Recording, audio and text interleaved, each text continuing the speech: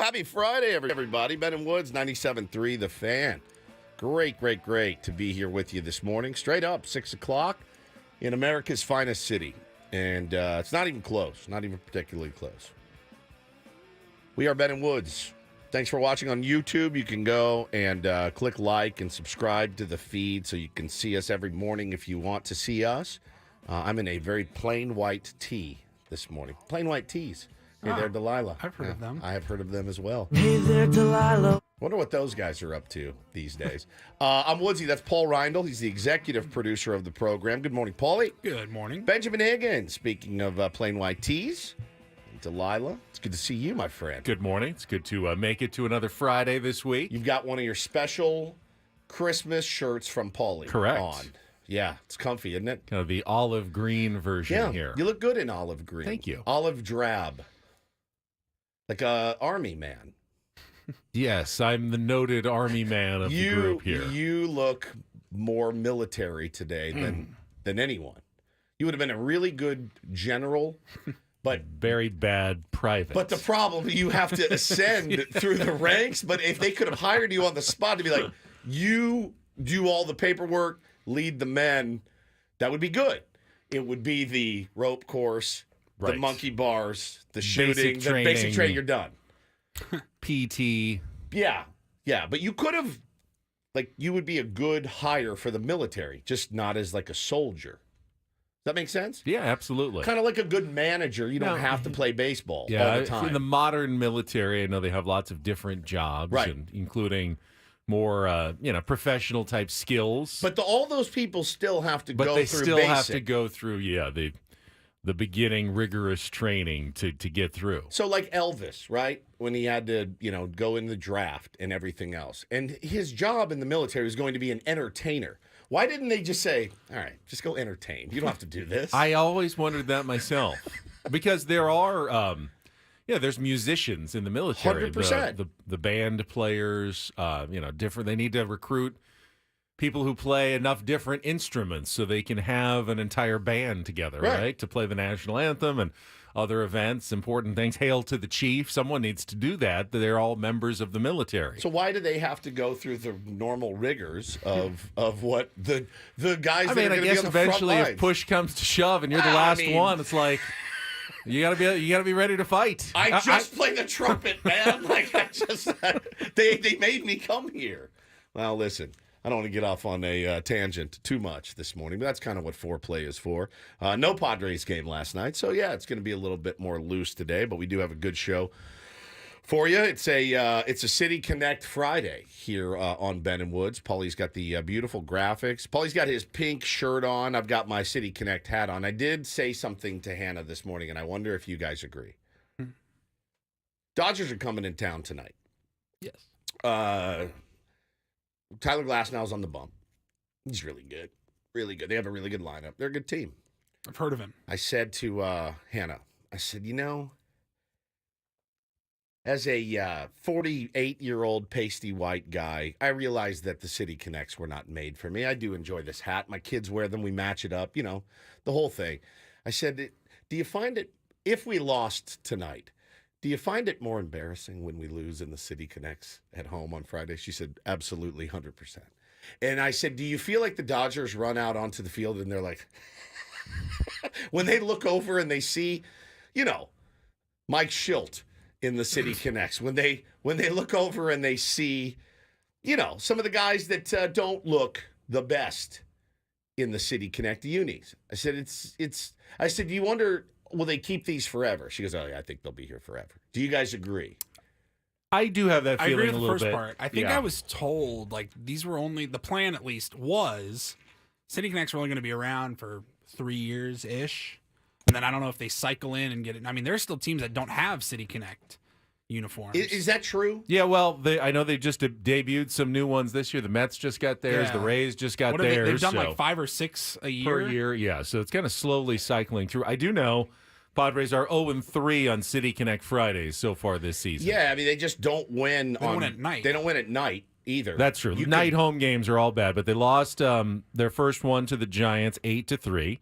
They lost to the Blue Jays 5-1, and they lost to the Phillies 9-3. So we get bodied in the 3 City of their Connects. worst losses of the season have come on home City Connect Friday nights. Now, Jeter says Dad bod looks weird in the City Connects. Yeah, I like this hat.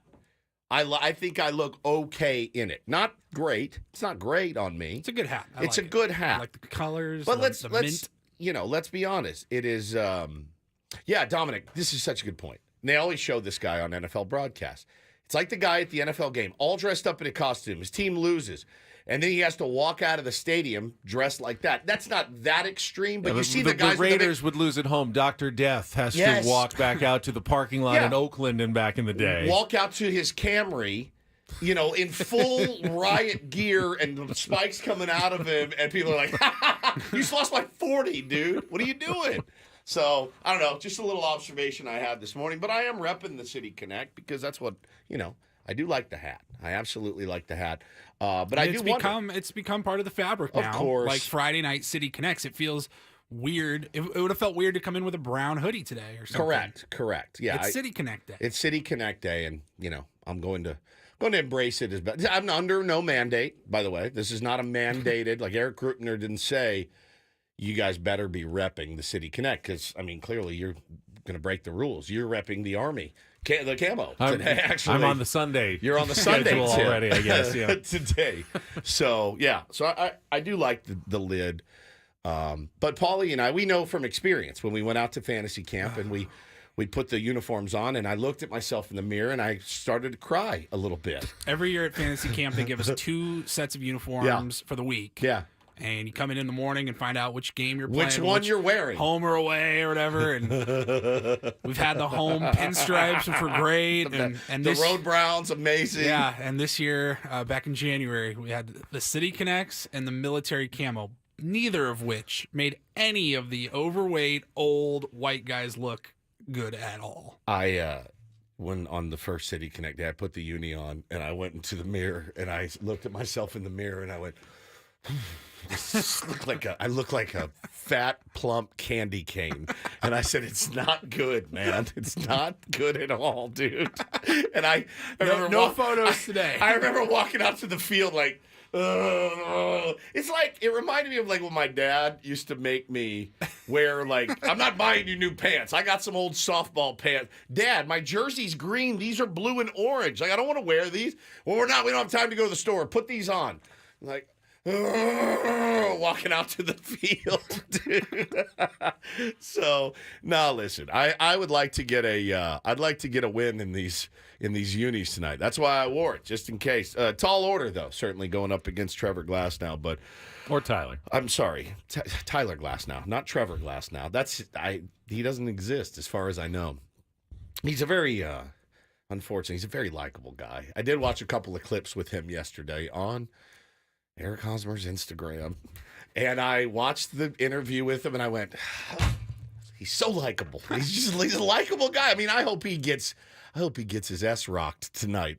But I was like, God, they used to sign guys that you would hate, and you're like, oh, good, he's on their team. I hate that guy. And now they're signing all these nice guys, and you're like, I kind of like Mookie, and how do you get mad at Shohei? And now they got Tyler Glass now. I'm like, this really sucks, man. This really, really sucks. So it was always their kryptonite. They may be good, but they really were easy to dislike. Yes, and it is becoming it's getting a little harder more difficult. To do so. Yeah, I know, Matthew. I was on Eric Hosmer's Instagram. As I said before, he's putting out good content. I don't know what you want me to say. The content I'm watching I'm going, this is Wait real. until the stuff Xander Bogaerts is putting out in about 9 years. Yeah. So it's frustrating us.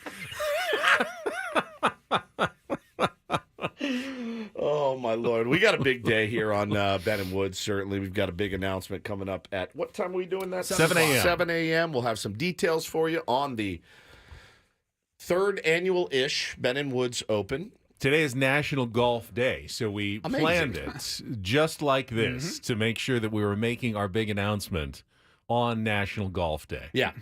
Yeah, that's exactly, we didn't plan that at all. We woke up this morning and found out that it was National Golf Day. That's exactly right. Dude, I don't know about you guys. All day yesterday, I could not stop getting the harp sound that we played out of my head. All day long. All day. Yep, 10 times. Just kept thinking about I it. was driving my wife insane. She's like, "Stop!" I'm like, "It was so funny." Were you playing it or doing it with your mouth? With my mouth? Like, Me too.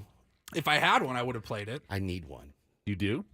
Yeah, said that yesterday. You actually want one. I don't want one. I want. You got one? You son of a bitch! Look at you.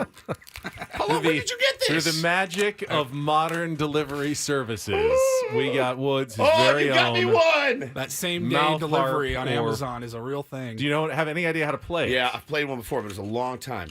Does it have come with instructions? So does. Woods has opened it up. I think I know. He's got it in his mouth. It looks like some sort of key to a weird locker or something.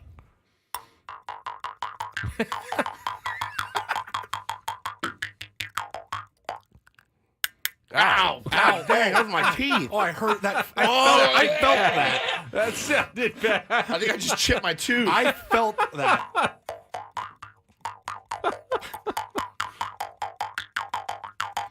Oh my God, this is the greatest day of my life. Thank you guys.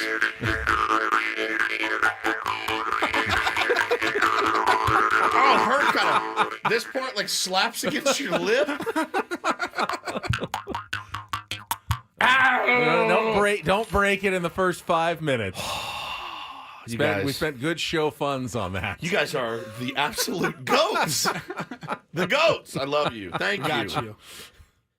I'm so happy right You now. said something. We did that right around this time yesterday, and you said, I want one. "God, I want one of those." hurts. Hannah, Bo, Taylor were very sorry that he's coming home with his own mouth harp that he can practice all weekend long. This is unreal. Where'd you guys get this? Amazon? Yeah.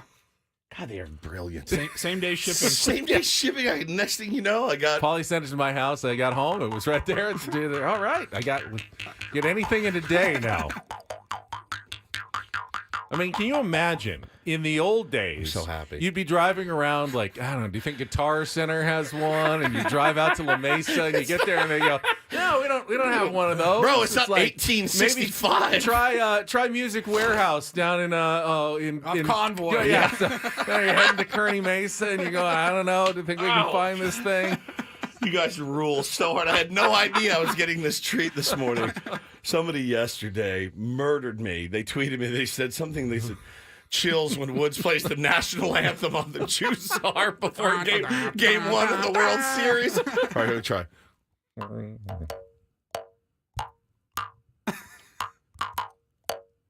You're pretty good. Not bad. Really Not bad. good. I mean, All right. you're changing the tone of it. That's for sure. Surprisingly, really I good. recognize the tune. I am so. Steve wants to know why can't the didgeridoo get some attention? We have one at my home.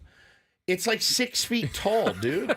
I'm not gonna drag the didgeridoo. That would have in. probably been extra shipping. This one was free shipping we got. So, how does he make it sound so rich and deep though? I don't know. You're kind of twangy and. It's the teeth. Normally I say avoid the teeth. On this. Yeah, this is what happens being born in the South.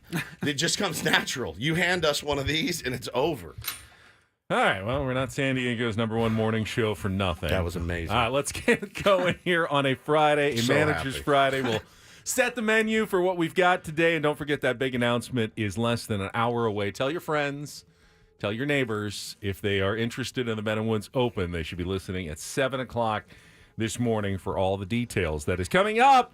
Let's check traffic with Kelly Danick, and here we go until 10 o'clock on San Diego's #1 sports station, 97.3 The Fan.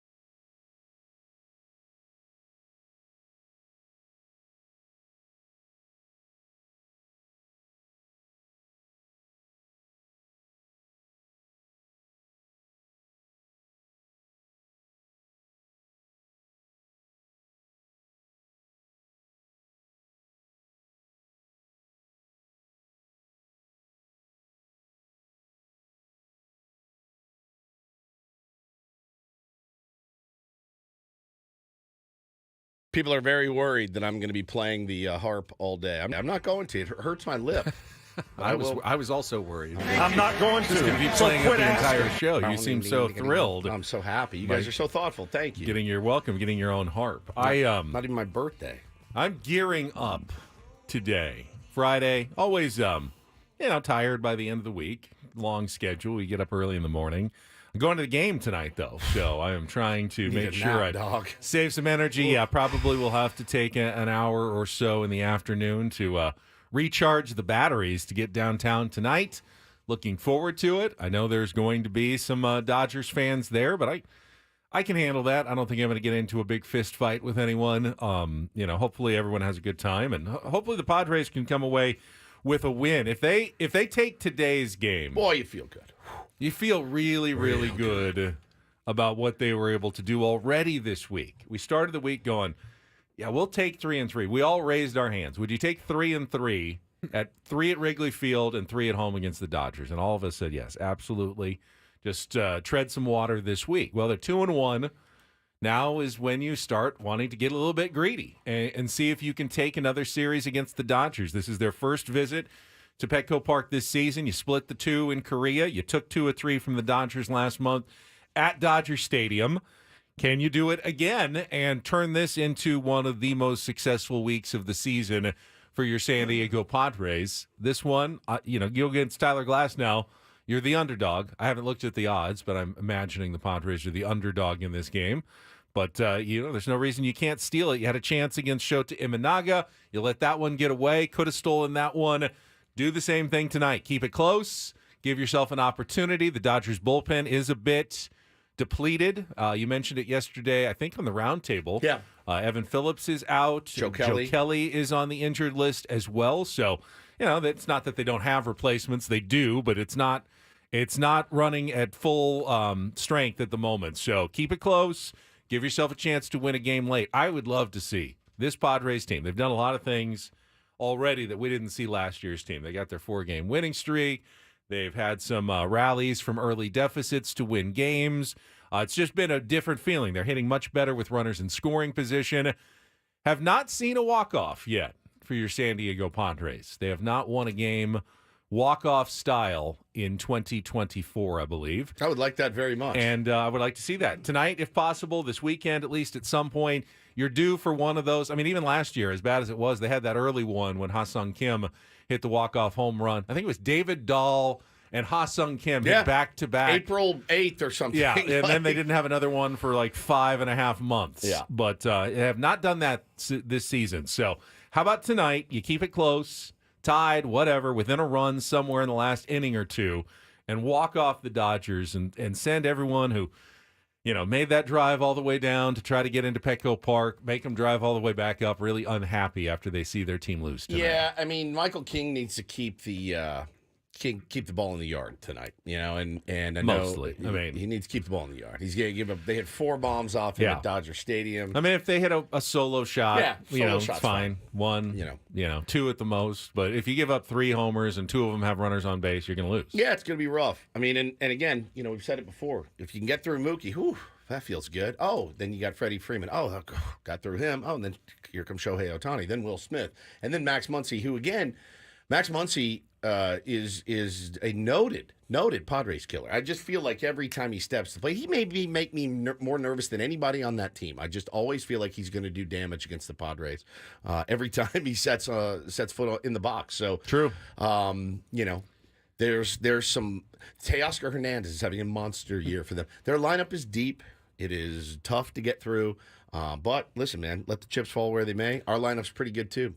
Kiki in the chat says, I've got money. Ben can low-key throw hands. Kiki, that is the worst bet you've ever made. Ooh, Probably going to lose in that. Scratch fight. Slap scratch. Is it more of a slap scratch I combo? rely simply on my intimidating size Can I give to you a stay tip? out of fights. Can I give you a tip? Yeah. In case it ever happens. Okay. Ball your fist up like this, and then go down as far as you can go, and just use it like a club against the side of somebody's head. Now, you may kill them. Don't try to No, no. I've never tried that. Just or on top. I always Like this, wail. with my brother when we get into fights. Yeah. My younger brother. I just try to end up sitting on him at some point. That would be the best. Because he was much smaller, and I'm not a fighter. He's faster. He's nimble. I just had size, not really strength or agility. But if I could get him under me, and he had no chance, just use your weight. yeah, on just fall on top of him, and then he's done. Yeah. So that's really my only strategy: get him to the ground, get on top of them, and sit on them. Well, in the Street Fighters, I mean, you use your thumbs, gouge the eyes, do whatever you got to do. Get nasty, Yeah. and just use your fists, your big meaty fists as like. I mean, who am clubs. I fighting tonight? Dave Roberts? Are we throwing down? Perhaps We know that would never happen. Seems unlikely, but Ben, you do a great job. Yeah, I'm not taking any betting tips from Kiki. Okay. I got money. Ben can low-key throw hands. Here's what we've got on the program today. We will preview the series, the entire series coming up here at 6:35 with the Dodgers coming to town. We already told you, big Ben and Woods Open golf announcement coming up at 7 o'clock. We'll also play Take on Woods, wrapping up our week of Carl's Jr. gift card giveaways, and see if someone else can beat Woods in our head-to-head musical trivia challenge. Don't do this. We already have some incredible audio from last night for Don't Do This that we're looking forward to playing at 7:20. Sure do. I was mad we had to even wait an hour and 20 minutes for that, honestly. I know.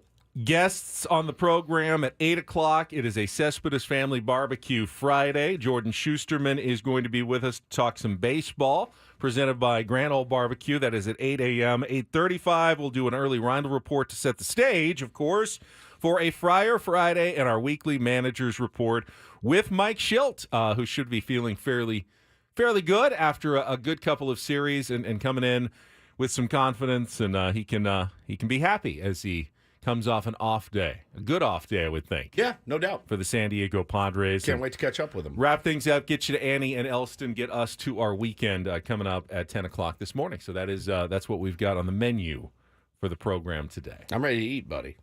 You're ready to eat. Yeah.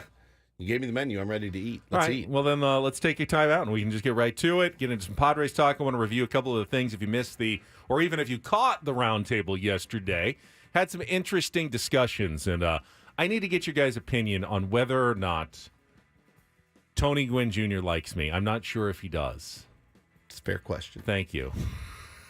It's coming up next. Very fair. On San Diego's #1 sports station, 97.3 The Fan.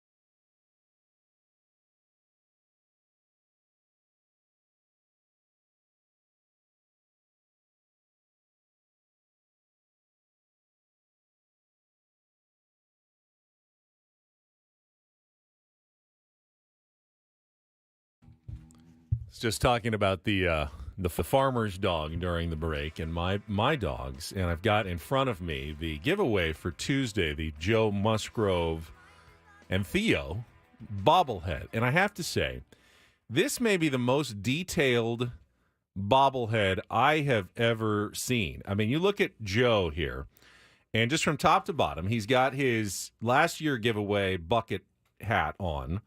He's got his Joe Musgrove shades. He's holding his coffee from Cafe Adesso. He has his tattoos here on his left arm, shoulder. They are detailed right as well. He's wearing his Joe Musgrove basketball shirt giveaway. That's later this season, I believe. We haven't even seen that one yet. We're going to look good in those. He's got his dog, both him and Theo. Bobblehead. The only thing that's missing is like that big stack of pancakes he eats from Saquon. And that's about, like, everything else is included in this really cool one. Very cool and detailed Joe Musgrove bobblehead. And as much as a bobblehead can look like somebody, It looks like a pretty good job. Really good representation. It does look like Joe. I mean, it's not like, oh, I don't know. No, it's definitely. I can't tell. Is that Ha-Sung Kim or it's Joe Musgrove? That's one that we definitely got to get into the collection at home. The kids will absolutely adore that one. That is Tuesday. First 40,000 fans in attendance will receive the Joe Musgrove bobblehead with his dog Theo, presented by Petco. It's the second of 5 bobbleheads this year. If you're trying to collect them all, again, first 40,000. So plan to arrive early and go to Padres.com/giveaways to get more details on that one. But in terms of the bobbleheads, and I said yesterday during the roundtable, I'm not collector guy, but this one's pretty cool for sure if you are. Yeah, I like that segment that you had, that you mixed in. Yeah, let me quickly ask, because Paulie didn't get to chime in because he's not part of it. So the question for our 7th inning stretch during the roundtable is, what was your all-time favorite giveaway or promotion at a ballpark? Something that you got during the gates or something. This could be from your childhood, going to a Mariners game or something. It was probably the first giveaway I ever got. I was probably, I think, 5 years old. Little sweet Paulie, little 5-year-old Paulie. I don't know if they did it everywhere or if this was just something at the Kingdom, is what I went to. They would just put the giveaways on the seats. Yeah. Instead of when you walked in. And it was there for you. And there were I just remember that. 40,000 giveaways. What a nightmare of a job. I'm like, well, does somebody just go down a whole road? That's exactly what they did. Yeah. Anyways, walked up to our seats, and it was Ken Griffey Jr. bat night, but they gave out the full-size wood bat. Smart. It was my favorite thing ever. Should do that tonight. It was not like it was not a miniature bat. It wasn't a souvenir. I mean, it was a souvenir, but it was a wood bat. Like you could hit it, which I ended up doing because I was 5 years old. Yeah. Should do switchblades tonight. Manny Machado, Saquon Casino, brass knuckles. Brass knuckles. Solid. It's nowadays you get your prize as you walk through the gates usually. But I have noticed, like at NBA, like playoff games, you watch like the Thunder, and every section, like there's the white T-shirt section and the blue T-shirt section. They do that by putting shirts on the seats before the game. So when you arrive, you put on your shirt, and it looks really cool on TV when each section is like color coordinated and coded, and they do that by just having it set up. Maybe the Padres could do that sometime with some sort of shirt giveaway where it's by section, and you get a white one and a brown one, and like alternates throughout the entire Petco Park. The Seals messed up when we had our first playoff game, which is a couple of Fridays ago. We had the rally towels, and so the place was going nuts, waving the towels. The next game we had, we gave away bucket hats, and. So I'm trying to get it was an easy way to get them around them. Wave those towels, and the place would go crazy. Playoffs, you got to give something that makes noise or that you can move around and it looks, the place goes nuts. It looks pretty cool. So, but yeah, you don't want to wave your bobbleheads around. You want to keep those. What was your choice of the your favorite promotional item? Oh, I loved the poncho. I loved the poncho. I that was a really the good one this year. 97.3, the fan poncho. Company man. I'm also a company man. So, Tony, who mentioned the helmets that had the little plastic insert that would I mean, it hurt those. Well, if you took the plastic thing out and put it on, it was like 4 nails in the top of your head. It was a torture device. It was my buddy. We used to take them out because they wouldn't fit us. Right. And you bop your buddy on the head, and you're like, you're done. You're done. No, it was a fun roundtable yesterday. It really was, and it gets a little spirited in there. Paulie, please read that comment. Okay, from yesterday. So you're watching. I watching. wanted to know what happened because I missed part of the roundtable yesterday. and somebody commented, Who commented? on. Let's give them the credit they deserve. I can't. I don't think I can say their name. Woods is checking. I don't want to say it wrong. You got it? Oh, now he's his glasses running over. Oh. There's an F and a K. All right, now we can. Odomi 628. And a U. Anyways, the comment is, Woods is such a pick-me girl, LOL. Why you got to rag on Benny just to get a laugh out of Tony, SMH? That means shaking my head. Right. And then he writes under that, Tony's also got a weird little hatred towards Ben, which is kind of wild. So we were having the discussion about, and we will have this discussion with the skipper, Mike Shildt. It's like, this is something we want to know about.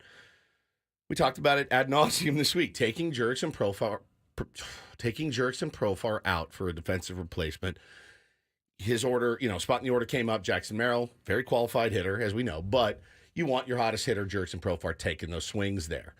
And you made the case. I understand it's kind of splitting hairs, but if there's still a chance that Jerkson's going to get up, and you're only up by a run or two, is the advantage of the better defense. And I'm not sure how much better it is. I will acknowledge that Azokar, at least, is a better defender. Tony said he thought it was pretty a wider gap. A wider gap than maybe we did. But in the case of the game when Jackson Merrill went in, Azokar was already in. He moved over to left, and Merrill went into center. And while Merrill's done a great job and he's got speed, not an experienced defender, not as experienced as Jerks and Profar was. And I just thought, I don't understand this strategic decision. And so why I went pick me girl is that Ben said, but you leave Manny in and you leave Fernando Tatis in. And I go, whoa. Of course you do. That's two of the best defenders. And you probably just picked two random names. I picked two good offensive players. Correct. Like, you leave your offensive players in. You were absolutely correct that they're amazing. You would never take either of those guys out. I mean, even if for some reason they weren't in, you might put them in for defense at the end of the game just because they are such good defenders. So I did, and I wasn't trying to impress Tony per se, but I did call Benny out for that in the video. I feel like maybe Tony's just not used to the Ben Higgins experience, and there is a bit of eye rolling that comes along with just doing a show with me. Never. I understand. It happens from time to time. And Tony just seemed a little worn out by it. Maybe it was having to get up in the morning and be there, but I would make a comment, and I'd look over, and he would give Tony him one of these. Would kind of do the old lean back in his chair, or just kind of his eyes would kind of. Let me ask you a question. Come get on the couch. Lay down. Yeah. Okay, just relax. I've done the same thing to you many times. I'll sit back in my chair, roll my head back, roll my eyes. Doesn't really seem to bother Not you. at all. Yes. Does it hurt? Hurts a little more from him. Yes, of course. You're not wrong. It's not your fault. You're not wrong at all. Do I crave Tony Gwynn Jr.'s approval more than yours? Yes. Yes, I do. 100%. Yes, I do. Growing up, a Padres fan your entire life, who was your favorite player? That would be Tony Gwynn Sr. And it hurts real bad when Tony Gwynn Sr.'s son, Tony Gwynn Jr., may think that you don't know ball. Exactly.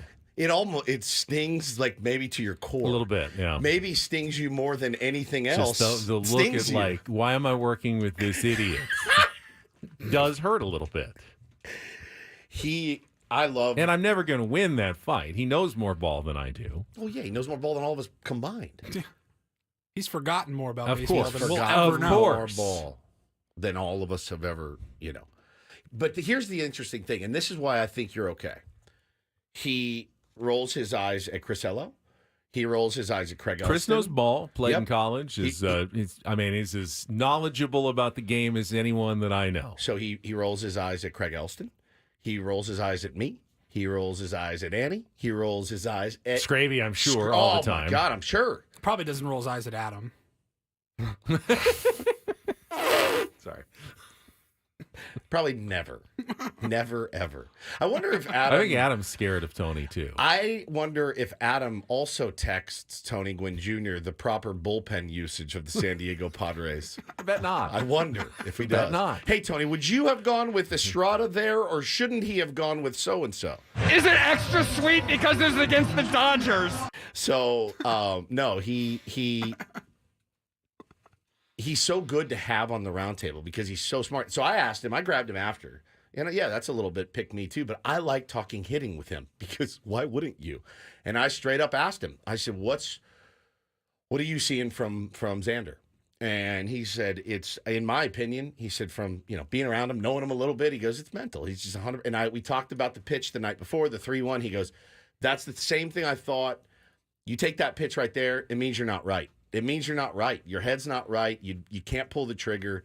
And when you're worried about your swing and you're worried about your leg kick, he goes, you're not going to be successful. And I said, what does it take to get out of it? He goes, hitting rock bottom. And I go, is there worse he can do? He goes, yeah, because he got a couple knocks and you start to feel like, okay, maybe I'm coming out of it. But you kind of know in the back of your head that you're not. You kind of know, even if you luck into a couple of hits.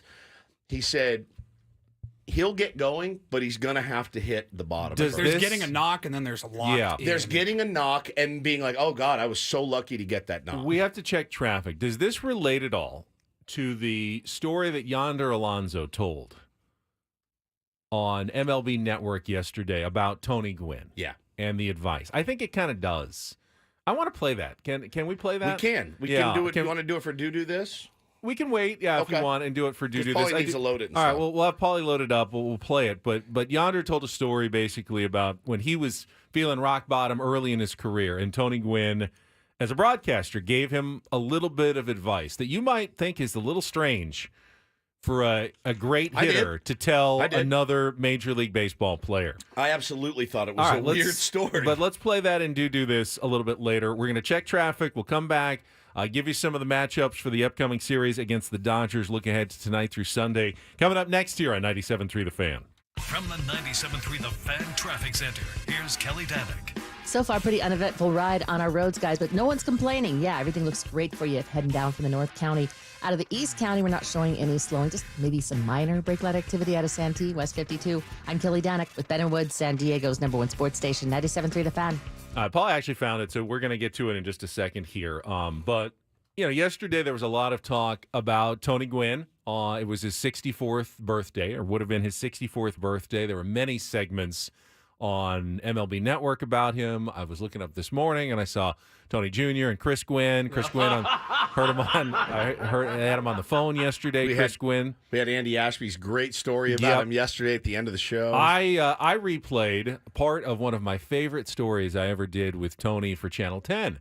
It was right before he went into the Hall of Fame. We were doing a lot of special coverage in the week leading up to it, and we had gone through our tape archives, and finally I found the tape from July of 1982, the day Tony made his major league debut. And this was not like nowadays where every at-bat is on television and chronicled. That game wasn't on TV, but we had a photographer there who was just randomly shooting the game, and we had the video of his first major league hit. And Tony, I found out, had never seen his own first major league hit in his life. So rad. And on the week that he was headed to Cooperstown, I went to his office at San Diego State. We set up a television, brought it, I think it was on a VHS at that point, and popped it in. I said, all right, we're going to mic you up, put you on camera. I want you to react to seeing this for the first time. And you could see he got kind of emotional. He was watching it. And dude. It was Bob Dernier, was it? Dove and almost caught it, and it got just by him and ended up being a double. And you see him pulling to second, and the famous story, there's Pete Rose right there at second base as he's getting there. And the story goes that Pete said, don't catch me in one night, kid, as he hits second base. And you could see them obviously having a little interaction out there on second base. And Tony talked about the story and getting his first major league hit back in July of 1982. Was one of my favorite stories I ever got to do with Tony. That is incredible. So, all right. So yesterday they were talking about it on MLB Network, and Yonder Alonso, who was a Padre after Tony was done with his career, but he was still doing broadcasting for TV and did some radio as well. And Yonder was in a slump. I'll let him tell the story here, Paulie? Yes. Here we go. I'm a rookie. I'm first time going to that stadium. I'm 2 for 28. And at the time, he was doing the play-by-play. After the game, he's waiting for me in my locker, and he says, meet me tomorrow at 11 in the morning. We had another 7 o'clock game. 11 in the morning. Call my dad and tell him, hey, Tony wants to talk to me. He says, well, the only one that can fix your swing is Tony. So hopefully he's got something to say. I get there at 11 in the morning. He's already there with a bat and batting gloves, and he says to me, let's go to the dugout.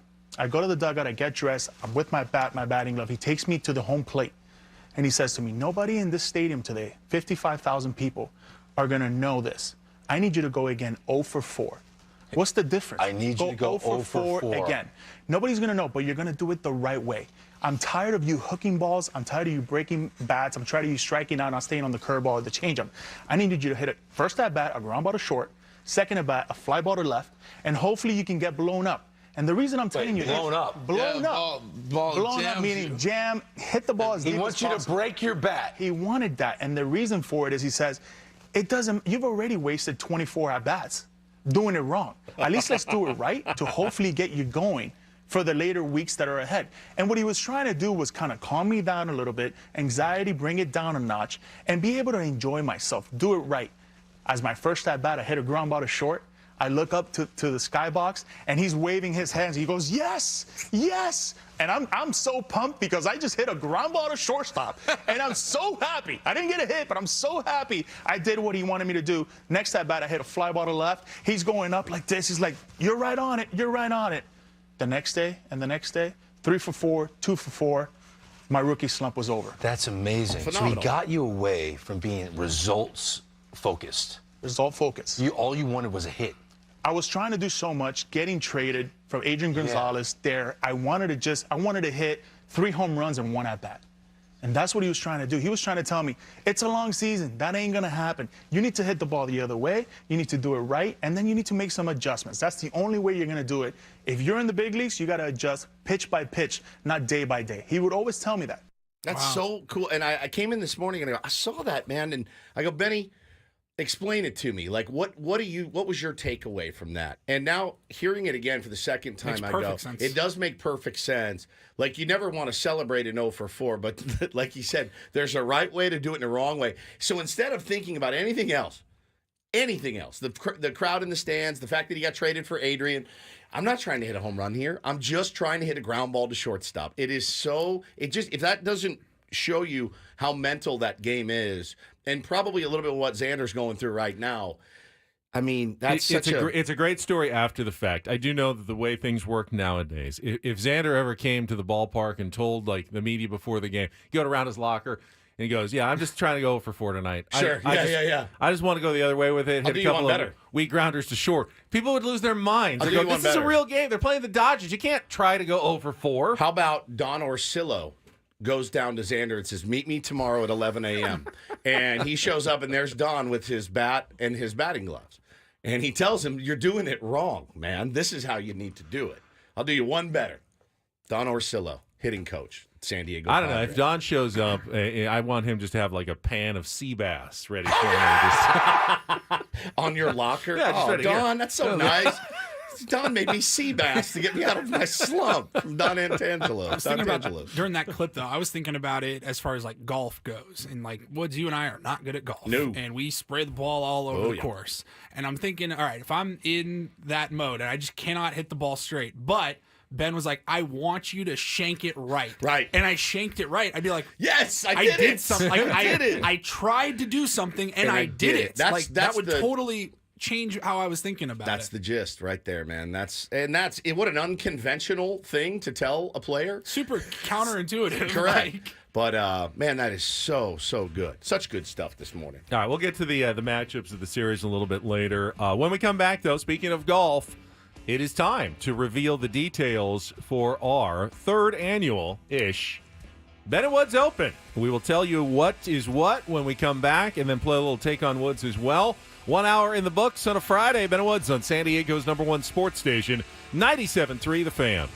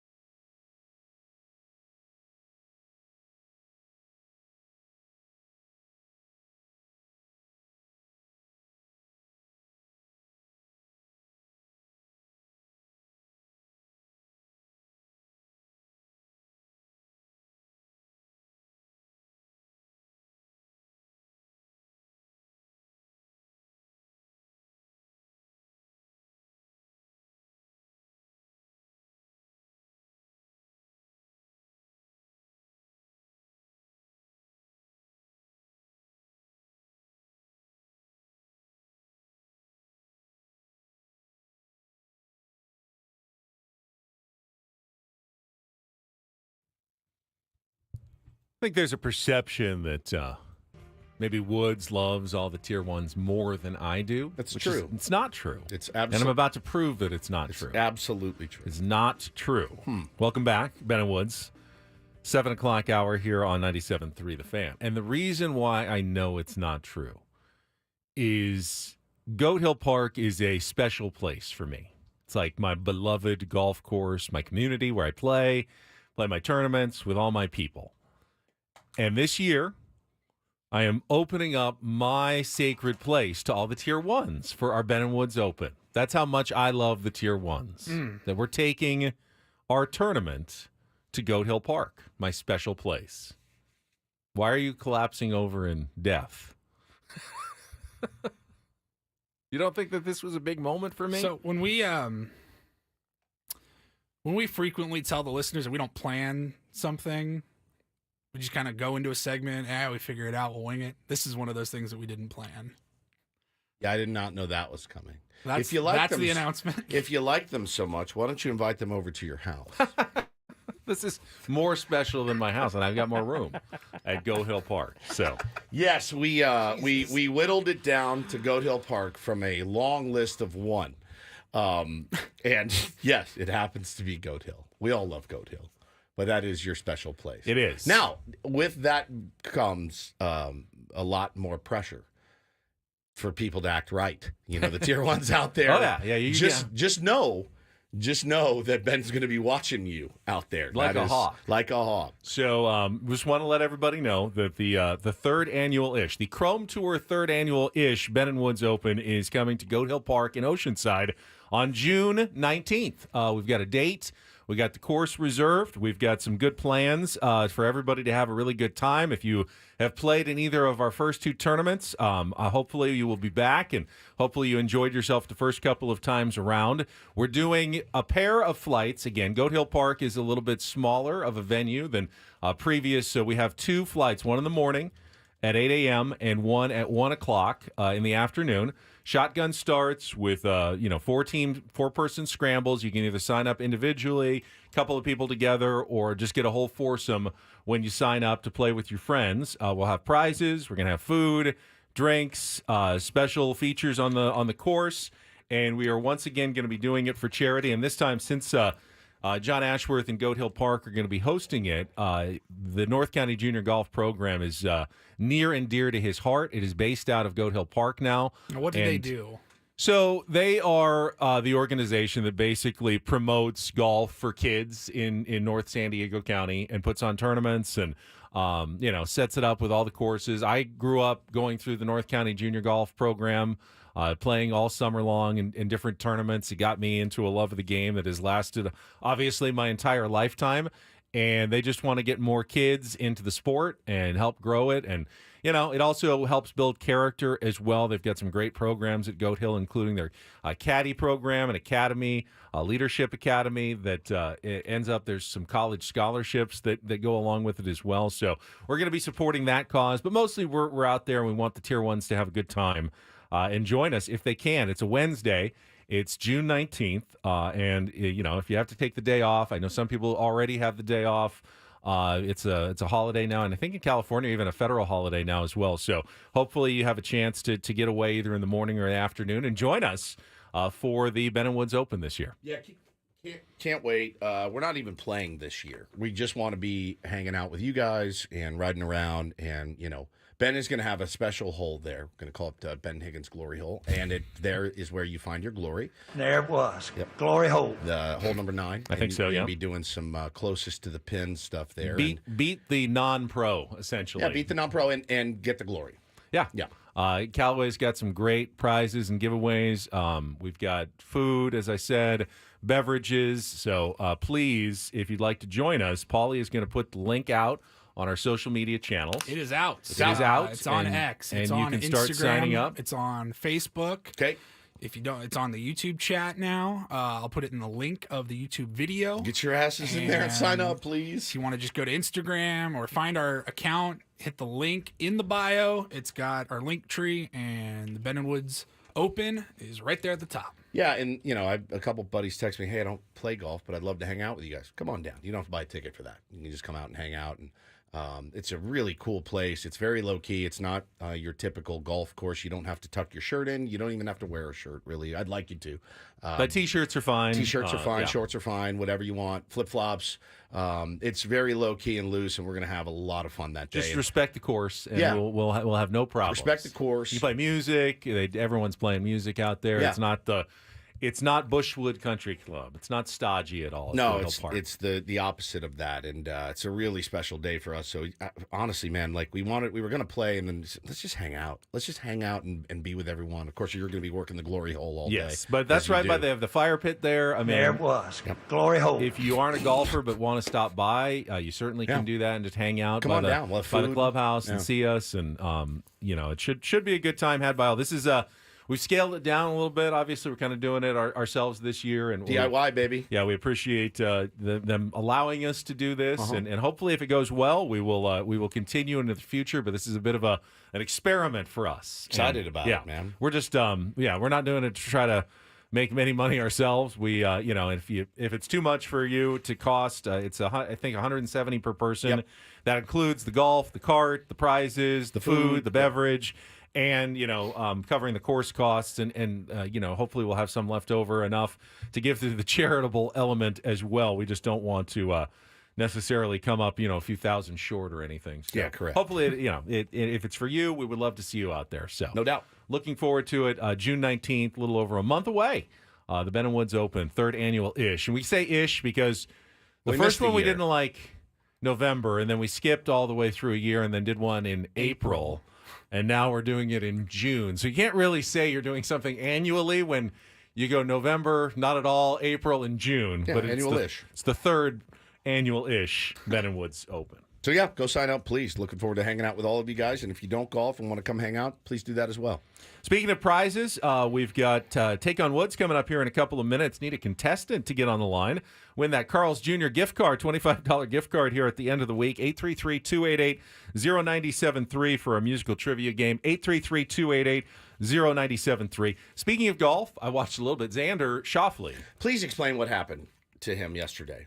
So I saw the highlight of the ball he blasted way to the right by like the fence, and I guess he got a favorable kick and a ruling and was able to save his round. It could have been like an easy double bogey that he was over there. People were mad. Yeah, I mean, there's a lot of. I mean, they have rules officials. It's not like you and me arguing about should I get a drop here or not in a friendly round. There's a PGA Tour official who's going to make the call. And you may not agree with the call or disagree with the call, but Xander has to live by whatever they say. They gave him the favorable ruling where he got the drop, and he was able to save his hole. Shot a 7 under 64. He's got a 3-shot lead in the Wells Fargo Championship, which is one of those elevated events. It's the week before the PGA Championship. Got Rory McIlroy on his heels, Colin Morikawa. But Xander is... even though he's still ranked number 4 in the world, he's an unbelievable player. He has not won in almost 2 years. I know, man. He's It's got to win like more, summer man. of 2022, the Scottish Open's the Yep. last time he actually won a PGA Tour event. So he's kind of been in the. I mean, he finishes top 10 all the time. He's in the chamber, though, Never man. in the winner's circle. It's That's got to right. be very frustrating to be one of the elite golfers of the world, one of the best in your field, and never get to win. No doubt. So, he's got a nice little cushion here, 3-shot. Now, 3 rounds to go. A lot can happen, but playing well, heading into the second major of the year. Looking forward to Xander Schauffele hopefully getting off the schneid after a couple of years this week. Well, I mean, he's an Aztec for life. Yep. Speaking of Aztecs for life, one of our most beloved Tier 1s, Caitlin, is graduating SDSU today. She DM'd me last night, and I said, yeah, I'd be happy to wish you a happy... I mean, I'd actually, Caitlin, if I were you, I'd just stay in college. I did it 7-8 years as a blast. Get out into the real world, and it's not so much fun anyway. It's like I tell my 6-year-old, don't try to grow up so fast, kid.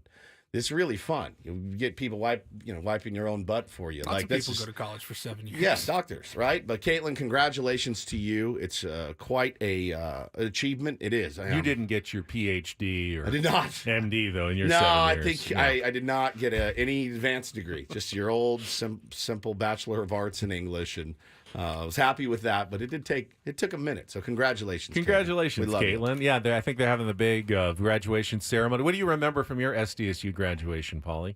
Sorry, Who was what the was speaker at your SDSU graduation? Carl Weathers. Rest in peace. No, I don't. I would just have him every Don't year. remember who was the speaker? Where was it? Was it a Viejas? Or Yeah, was it, it's always a Viejas. Yeah. I think, or sometimes they go to Petco Park now. Oh, really? I don't know if Oh, they that's still cool. A lot do. of they have. But I think it's they have always so been- many students now. A lot at Viejas. I mean, you have like different separate schools do school, different, different department schools different have their departments own of the graduation, school. and there's one sometimes big one for the entire class. I don't know where USD has theirs. Is it at their football stadium? No idea. I didn't walk in mine. You didn't? No, I left. I left. Not walking. See, now I went to a much smaller college. We Yeah. only had a graduating class of about 400. It took so 15 felt like a minutes. high school graduation. It was very, very simple, pretty efficient. My high school class was just over 200 people. Tiny. Tiny. 660 in my graduating class in high school. Shelley, my wife's high school class was like 14 people. It was a little tiny town in Washington. Jeez. Almost, I mean, that's almost ridiculously small. All right, I see some people calling in. Let's get to today's game. It's time to take on Woods.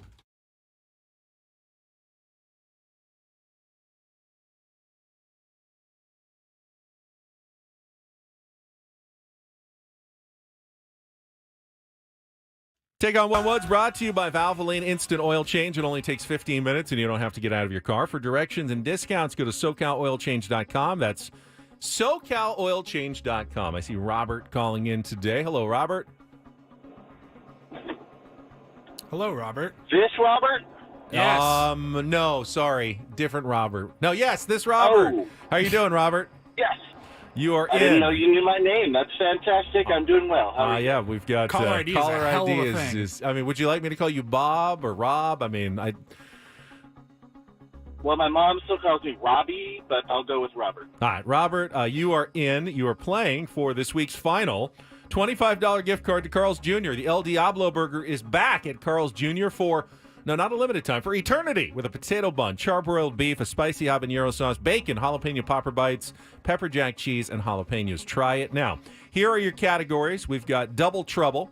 Those are 5 bands with double words in their name.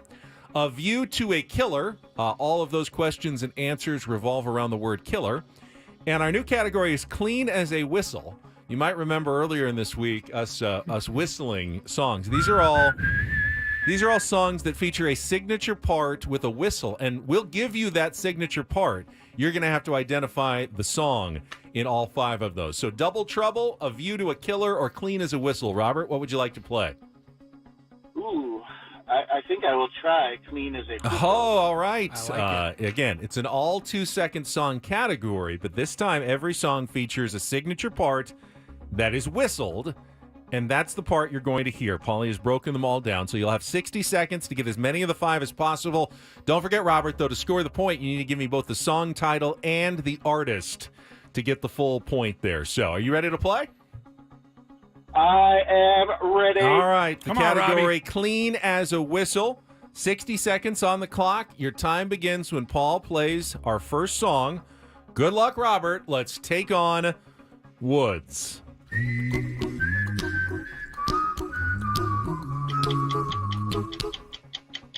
Don't worry, be happy, Bobby McFerrin. Correct. Song number 2.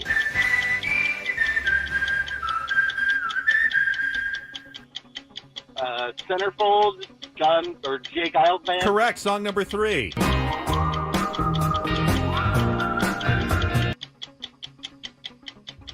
Ooh, pass. Song number 4.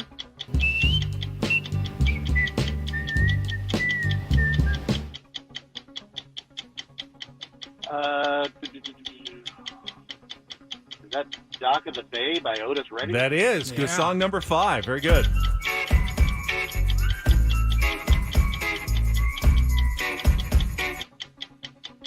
Never heard of it. All right, Pass. getting a little tougher. Go back to number 3. See if we can.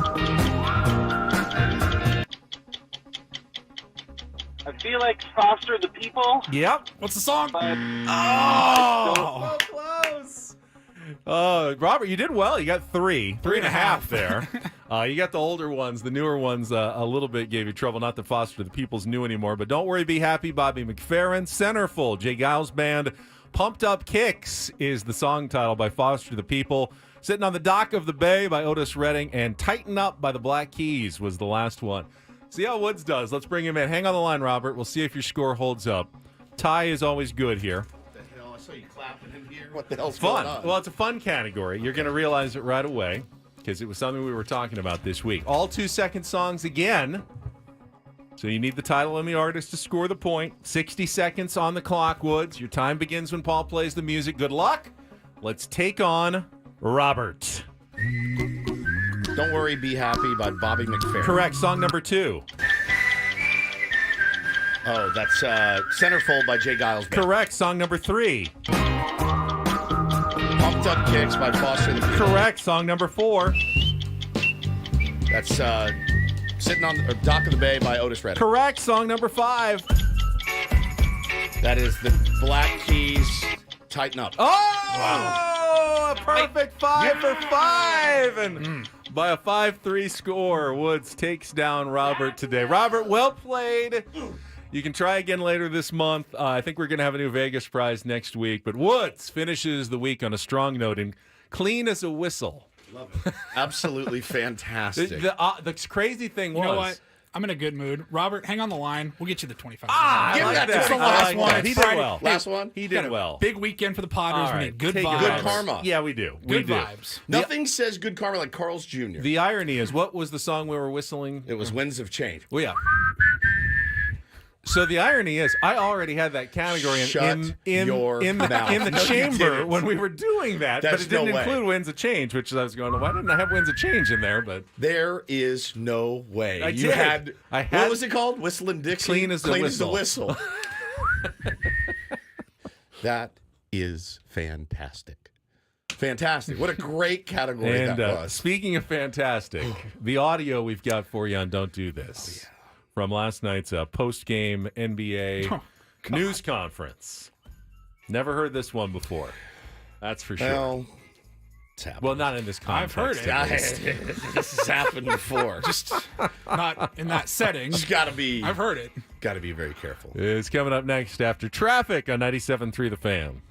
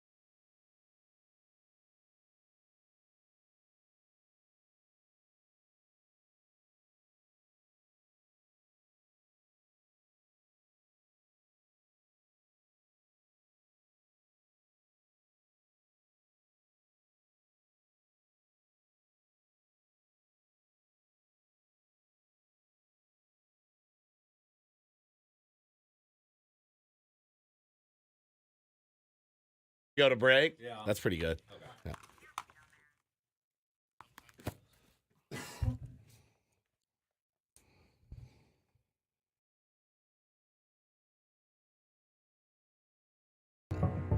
Don't Do This is brought to you by the Craft Taco in Sereno Valley. Craft Taco is some of the best quality tacos in all of San Diego. Go to thecrafttaco.com. Take a look at their happy hour specials today. That'd be great for a Friday. Go to thecrafttaco.com. Delicious. All right, before we get to the audio, just an update since we haven't really covered it this week. Rashee Rice has been stay hot, buddy. A real strong Don't Do This all-star candidate this offseason. He's involved in the 6-car crash in Dallas in March that left 7 people injured. Like, both of them were his cars. He was driving one of them. He fled from the scene. He's facing charges there. Now, this week, I saw the story earlier in the week, but we got some details yesterday. So he's a suspect in an alleged assault that injured a man at a Dallas nightclub. Now, reports are from the Dallas Morning News that officers were dispatched here in Dallas early Monday morning. A man was taken to the hospital with non-life-threatening injuries, including swelling on one side of his face. Apparently, they're saying Rashee Rice slugged a photographer that was there. That's part of the, at least, accusations that are being flown.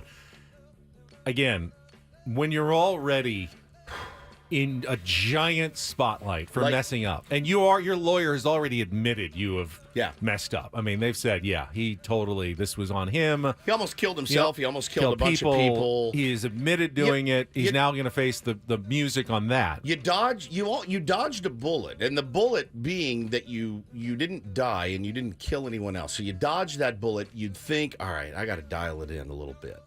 Got to dial it in. Lay low at least. Lay low. Stay home for a while. Yeah.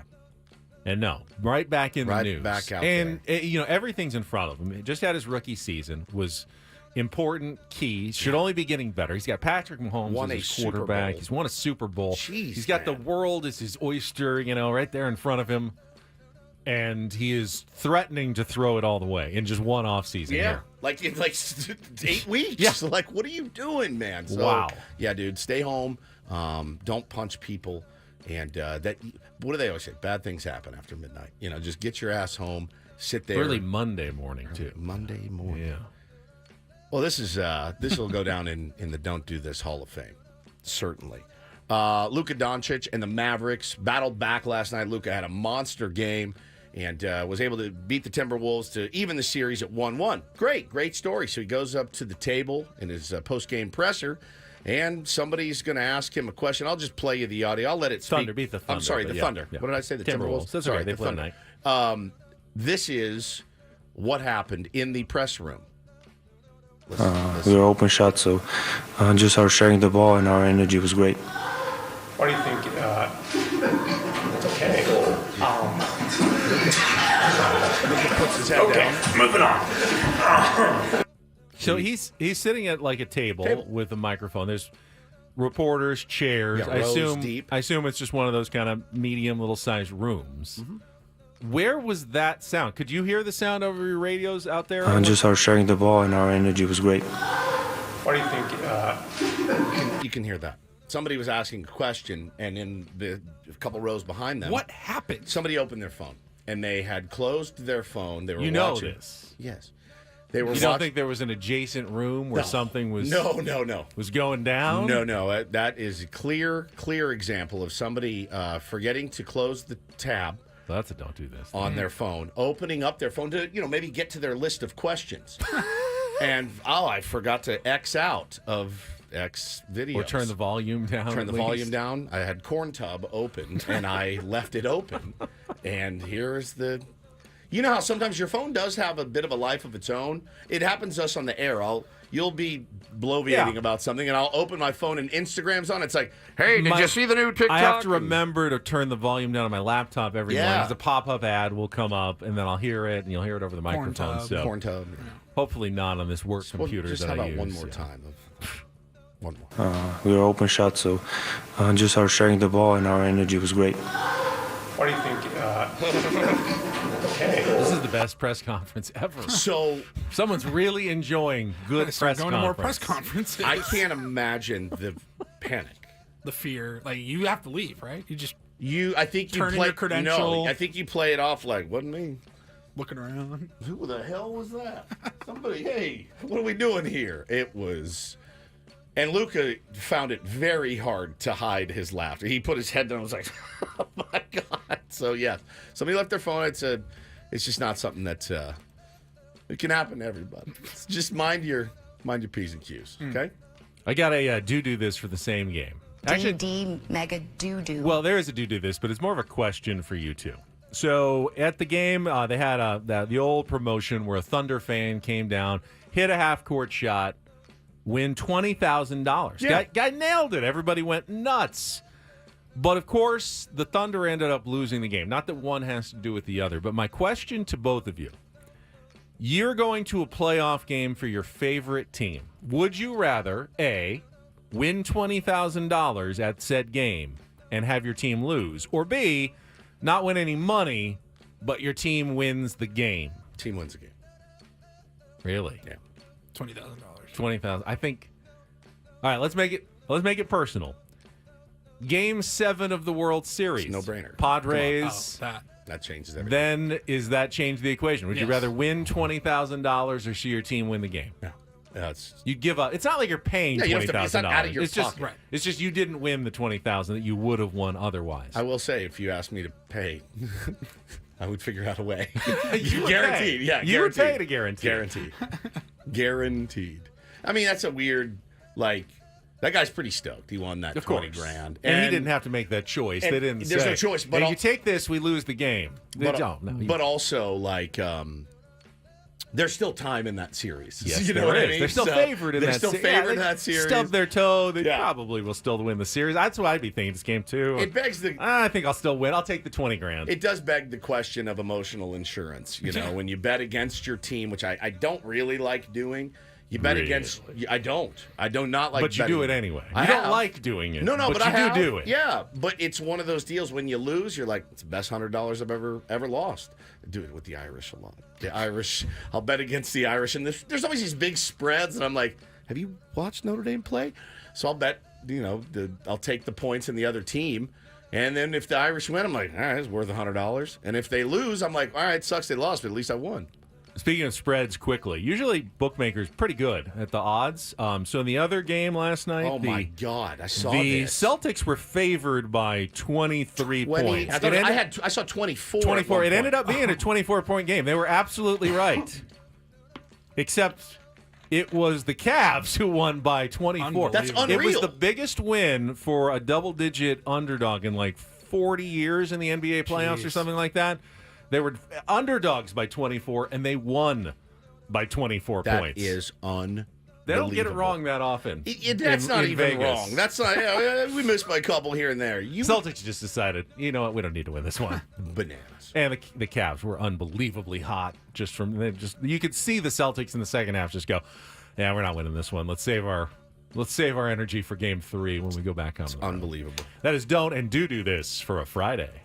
That was Don't Do This with Ben and Woods on 97.3 The Fan. Paul, what were you doing over there? Are you sure you weren't at the press conference, Ben? Here in Dallas? Out of the three of us. I could have been, since I am here in Dallas. And you love Actually, basketball. I think it was in Oklahoma City, actually. Out of the three of us, though, anybody that's going to be at a press conference, it's most likely Usually. going to be you. Usually. I don't know. I was listening back to that audio again, and I thought thought you I heard me? heard you.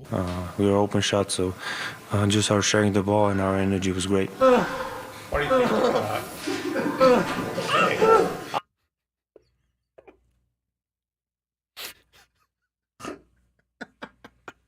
I've never been more disgusted in my whole. Did you hit your face with the mic? Oh my God, are you okay? Is that a lip or a tooth? There's a tooth. I was laughing. Oh my! It just hit my face on the microphone. Please pull that video. I have to see this live. Just our sharing the ball and our energy was great. What do you think? Those are laughter noises. I'm creeped Those are my out. Those are my laughing noises. Oh my God! Yeah, that was Ben's laughter.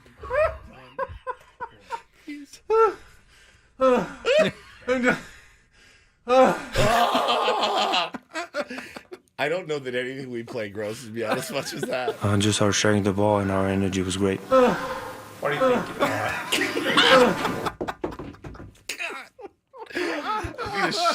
I need a shower right now. I just started to pour sweat, dude. Oh, I can't believe you chipped your tooth on the mic. What if you have a dead tooth now? Oh, boy. How do we top that? This is one of those moments where you should be like, we're done for the day. We'll see you Monday. Holy I actually smokes. think we might because we have a tier. Just our sharing the ball and our energy was great. What do you think? That's a Hall of Famer right there. In what is a perfect segue, in our next segment, we are going to be joined by Tier 1 Kevin, who heard a Rydell Report story the other day and said, I must share with you. It's one of those things. He listens like a couple days behind. He DM'd us yesterday on the Ben and Woods account. He goes, can I please call in? And I read why he was calling, and I go, you better. It's unbelievable. Remember the all-nude cruise? The nude cruise. Well, Kevin has, he's been on one. It's not just nude either. Correct. That's coming up next on a Friday. A fun Friday and a Friar Friday on San Diego's #1 sports station and other things that start with S. 93.7, 97.3 The Fan. Or 93. Either I'm off. Yeah. It's fine.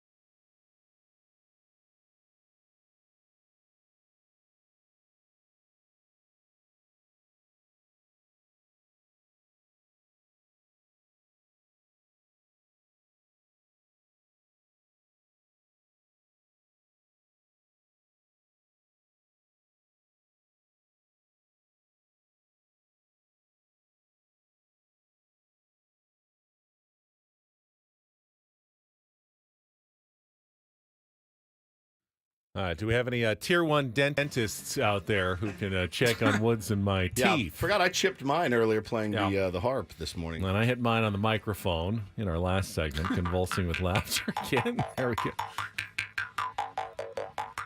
I'm getting better. Getting much better. You are. Like the Eddie Van Halen of the harp. A little low there. There you go. All right, we're all set. Don't forget, we got our sign-ups out for the Ben and Woods Open, 3rd annual-ish. Would love to see you out at Goat Hill Park on June 19th. We're going to check traffic, and when we come back, we're going to revisit a story from the Reindl Report earlier this week about a nude cruise and a real-life experience from a Tier 1 on something similar. That's coming up next here on 97.3 The Fan. From the 97.3 The Fan Traffic Center, here's Kelly Danick. Got a few problems here. One of them's a stalled truck blocking the right lane on the Coronado Bridge heading over to the island. This is just past the 5. Also, a collision on westbound King Freeway before 25th Street, not showing if lanes are blocked. Cordell and Cordell traffic cam shows a car fire northbound 5 before Pacific Highway. It's over to the right shoulder. And Kelly Danick with Ben and Woods, San Diego's #1 sports station, 97.3 The Fan. So we all decided earlier this week when Paulie told us the story that you can, if you so desire, if it is one of your lifestyle choices, that you can now sign up to go on a all nude cruise of the Caribbean. Wasn't it? It was the Caribbean, right, Paulie? I think it was. Does it really matter? Yes. Well, I Matter want it to where be it is? somewhere warm. Yeah, I don't want to go on the Alaskan all-nude cruise for sure. It doesn't really matter. It does. All-nude If cruise. it's, 45 degrees out on the boat, it's not a great spot to be nude. It's much better to be all nude in a nice warm climate. Let's just keep your clothes on a cruise. That's How about fine, that? too. Yeah. Now, there were some rules, like at the buffet, you had to wear your clothes. Yes.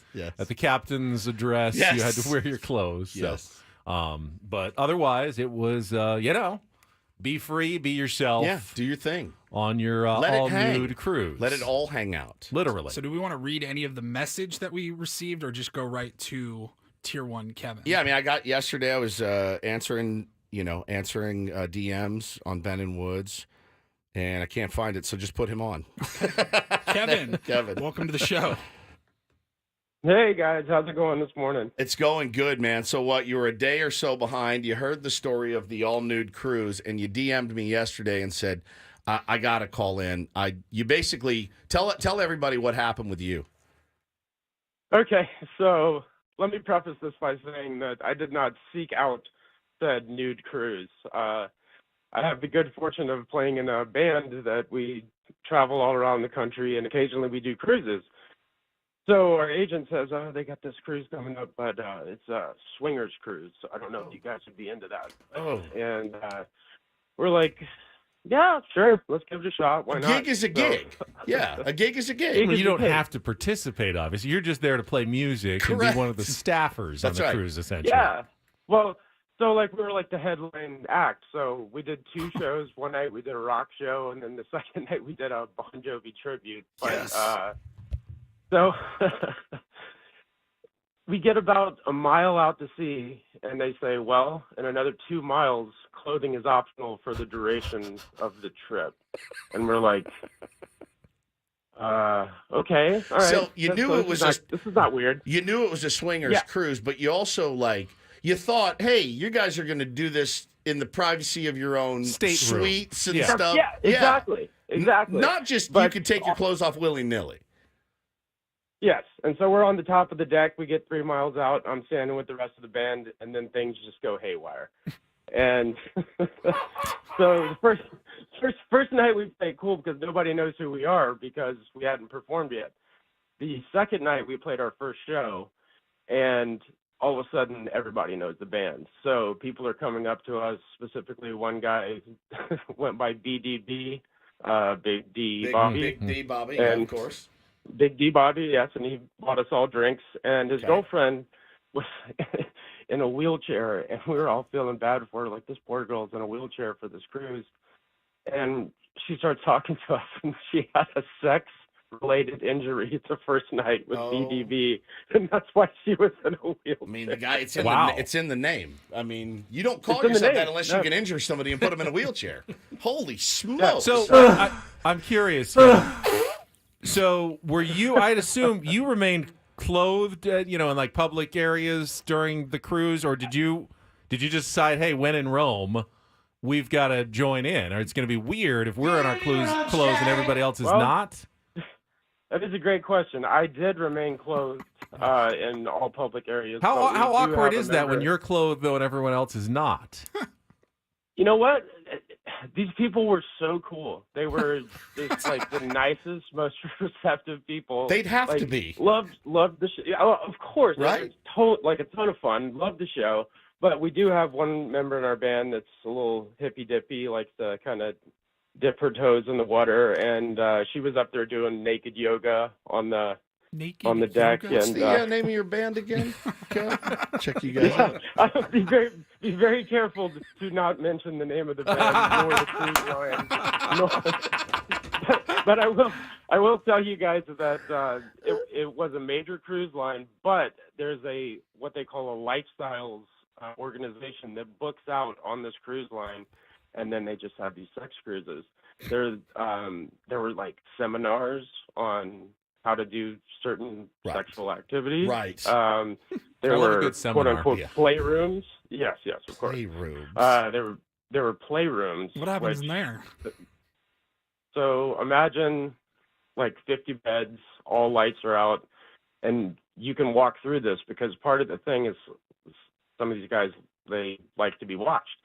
So us as the band is kind of walking through this, and people are just going to town on all these beds, and you're seeing it all. That is So hang on. You walk into a big, like a ballroom or whatever, and there's just 50 mattresses in there. 50 mattresses, satin sheet kind of like covers around the bed, yes, and just going to town. But the funniest part is we just got done playing our second show. It was the Bon Jovi show. And they were like, okay, let's just go walk through the playroom. And this is the cruise director was the one encouraging us to do all this. Of course. He's like, just go walk through the playroom. You know, it'll be a good experience for you guys. Totally. We're walking through, and there's a couple performing a sexual act, and the woman looks up and goes, "Hey guys, the band is here. Check it out. It's Bon Jovi." Oh my god! And Oh my god! And he goes right back into Right. whatever. she Ah, was they're doing. here. The band is here.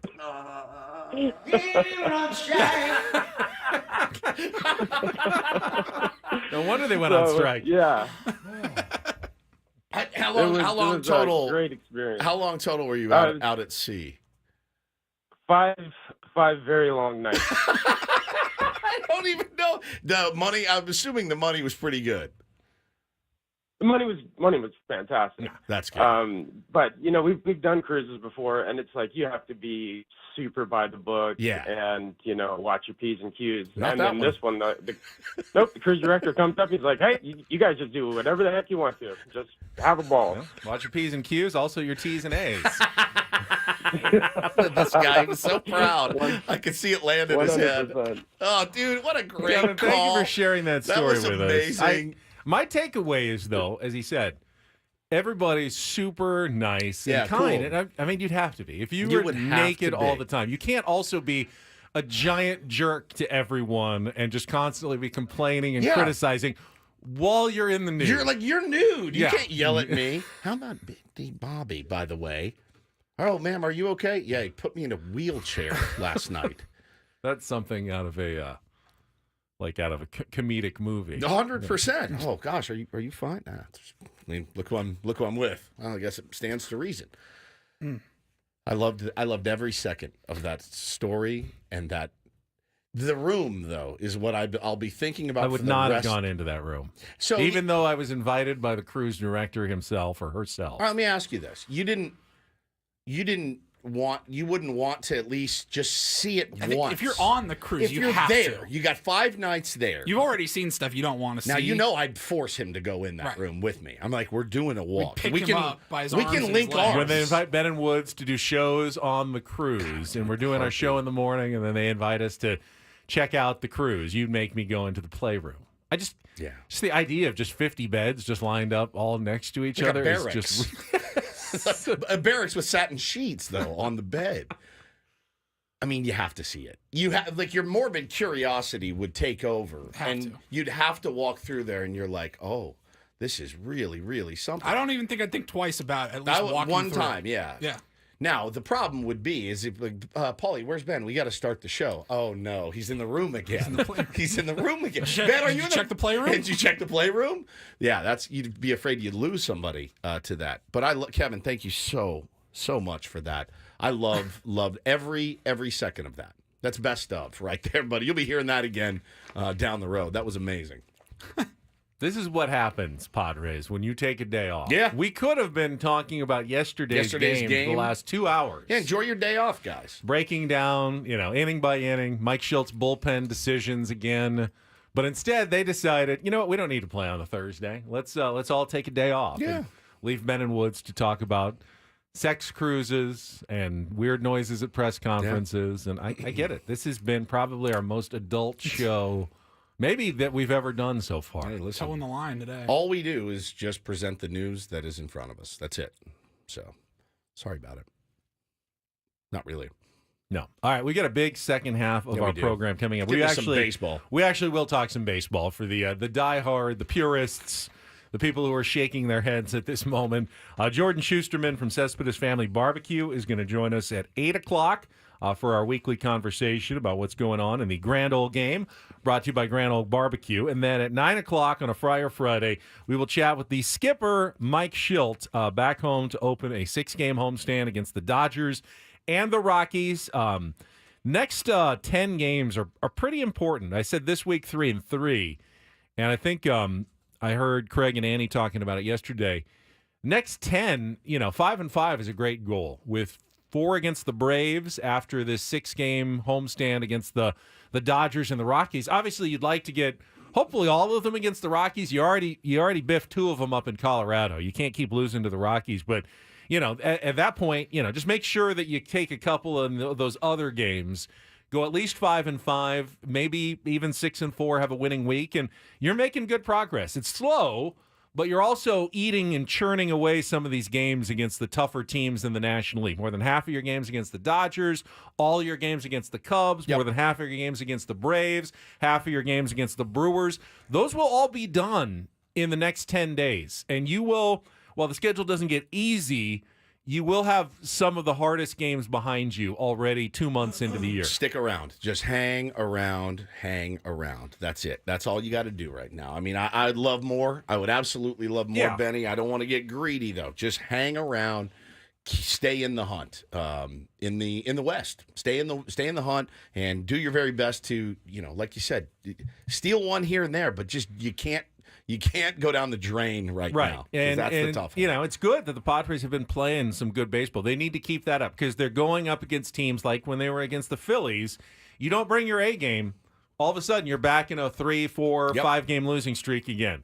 When you face teams like this, you got to bring your A game, and that gives you a chance to split or maybe win a series against tougher teams like the Dodgers and the Braves. And lately, the Padres have been, I think we've seen their A game, or at least close to their A game the last couple of weeks, or at least the last week or so. Maybe, the real A game involves Fernando Tatis Jr. and Manny Machado and Xander Bogaerts performing a little bit better, but they're certainly getting closer to that. All right, we'll talk more baseball on a Friday with Jordan Schusterman from Cespedes Family Barbecue. That is coming up next. Hour number 3 of Ben and Woods ahead on 97.3 The Fan.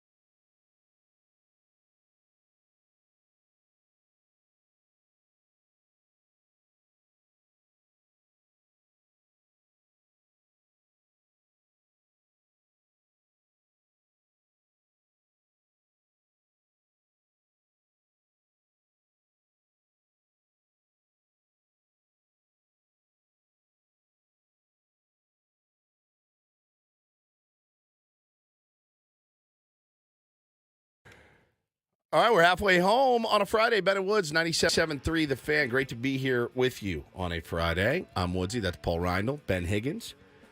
Before we get to Jordan Schusterman, my wife's still in the car, so I wanted to wish her a happy Mother's Day this Sunday. I know we're going to do a Mother's Day segment later, but I wanted to catch her while she was in the whip, dropping the kids off at school. Happy Mother's Day to the mother of my children. A nude cruise. A nude cruise. You and Hannah? I walked in Swingers cruise? I walked in yesterday in the afternoon, and the bathroom door was closed, and she walked out of the bathroom stark naked. And I went, oh, Lord. Whew. 16-year-old me could see me now. And then she immediately put her clothes on, but it was a good moment for me.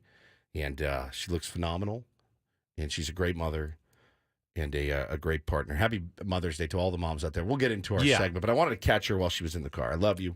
Happy Mother's Day, baby. All right, let's go out. Joining us right now, it's Friday, which means it's a Cespedes Family Barbecue Friday. And joining us, presented by our friends at Grand Ole Barbecue this week, it is Jordan Schusterman from Cespedes Family Barbecue. And doesn't look like he's on a bike ride anywhere to upstate anything right now. Looks like he's just comfortable. That's why we like choice. That's why we Good like choice, Jordan.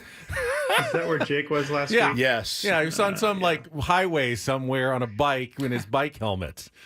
You know, people ask us what's the difference and between Jake and Jordan, and I think you honestly, that's kind of it. Like, if you have us on one of your shows, Jake is much more likely to be on the side of the road. He literally was. It's honestly that simple. And I will be at this same desk. Although I'm moving soon, so it might start to look a little bit different in a little while. All right, let's see. Number one Jeremiah Estrada fan this week for Jordan. He's First of all, if you're watching on the YouTube stream, Jordan is rocking the new City Connect Tampa Bay Rays hat. Yeah. It's one of the coolest hats. It I've looks ever good. seen. Looks really good. That thing is so cool. Yeah, they got the neon kind of look on the uniforms.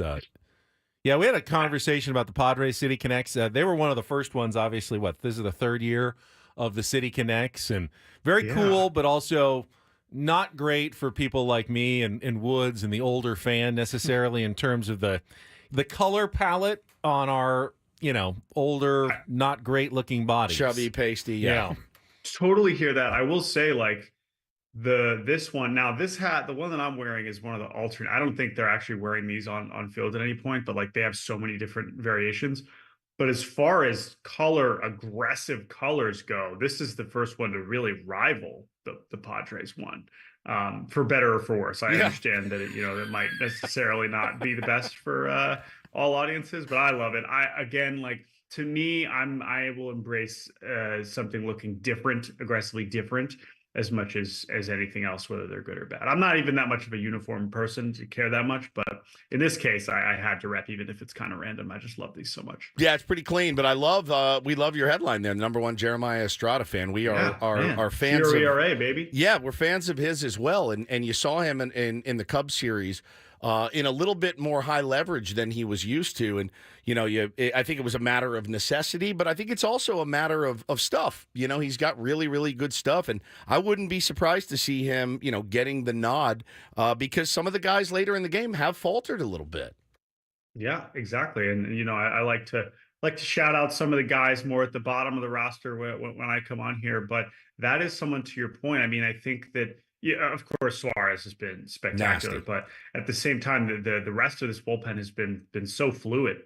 There's so many different, mixing and matching. And I think that Estrada, you just get a little bit of adrenaline there, facing the team that drafted him, I imagine. I think that was cool. And it's definitely someone that you could see. Again, the difference, because there's so many hard-throwing relievers now, and there's so many where it's like to differentiate them, it is just a tick better commander, a tick better execution. But Estrada has the capability to definitely work into more of those positions. Yeah, will he have a 0 ERA all season? Probably not, but I'm going to enjoy it while it lasts. So, Jordan, your colleague Jake this week on your guys' Yahoo platform wrote about Juan Soto and really how well everything has gone so far, right off the bat for Juan Soto since joining the New York Yankees. And it has been met with, here in San Diego, from what I've seen, it's bitterness.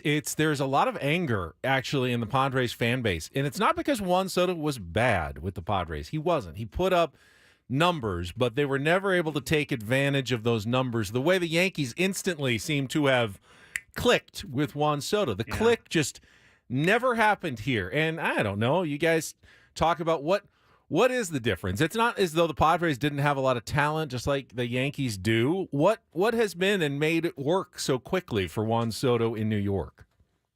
Yeah, it's interesting, and because like you said, it's as much as frustrating as 2023 was, and I'm sure there were some times when you wish Juan Soto came through, but it's like you're really gonna get mad at the guy that played 162 games and hit 35 home runs and 410 on you feel base. bad, like it's not his fault, but there is a certain sense of like he was disappointing here. Yeah, which is wild, but I think if anything, it just speaks to the standard of the player that we're talking about here, and how unfortunately I do think that it's hard because it's like I understand the inclination to be bitter or roll your eyes and like, oh, he's doing it with the Yankees and like everyone like this is what the national media wants him to be this great with the Yankees, and it's like, all right, well, yes, that can be kind of annoying, but here he is again. He hasn't missed a game. He's putting up even more power numbers. And at some point, which you could sort of expect, making that ballpark transition. And I don't know. I think it's just a matter of circumstance. And we're talking about an all-time great. That is what he is. It's an all-time great. And last year was a great season and not an all-time great season. Yeah. And because of in the context of how disappointing everything else was with the Padres, he just kind of gets lumped in with that. So I understand it. It's unfortunate that of course you couldn't have him in San Diego for a little bit longer. But I think you just kind of have to move on and embrace what you still have, because it took a lot of crazy circumstance to get him there in the first place, and a lot of crazy circumstance to get him out of San Diego. So talking to our pal Jordan Schusterman from Cespedes Family Barbecue. If I know you and Jake at all, I know that tomorrow is a big day for you, and I think if you're a baseball fan, it's a big day for everyone. Everyone's excited to watch Paul Skeens pitch. I am very excited. I'm a big Livy Dunn fan as well. So I'm very, very interested to see what this kid can do. He's a different guy. I mean, I remember the story about when he was in college, him walking up to his own teammates going, I outwork you. I outwork you. I mean, it's just, he's got the thing, the it factor. You couple that with a big frame, nasty velocity, exploding braking stuff, everything that you could dream of if you could draw it up. How do you think this is going to go for him, man? Yeah, it's really exciting, and Jake's going to be there. He's making the trip. He'll be flying to Pittsburgh tomorrow, so he'll be in attendance for that. And I got to see Skeens last week in Indianapolis in what turned out to be his penultimate AAA start, and I had kind of sensed that was the case. In fact, when I went there, I was basically the only media member because no one was still thinking he was going to be there in Indianapolis at that point. But really what it seems like the Pirates are prioritizing is building him up in a workload in a way that they can kind of let him loose now for the rest of the season. We've seen so many young pitchers come up recently where you kind of have to put the reins on and hold them back as the season goes on because you want to be careful with the innings and you want to be careful with the workload.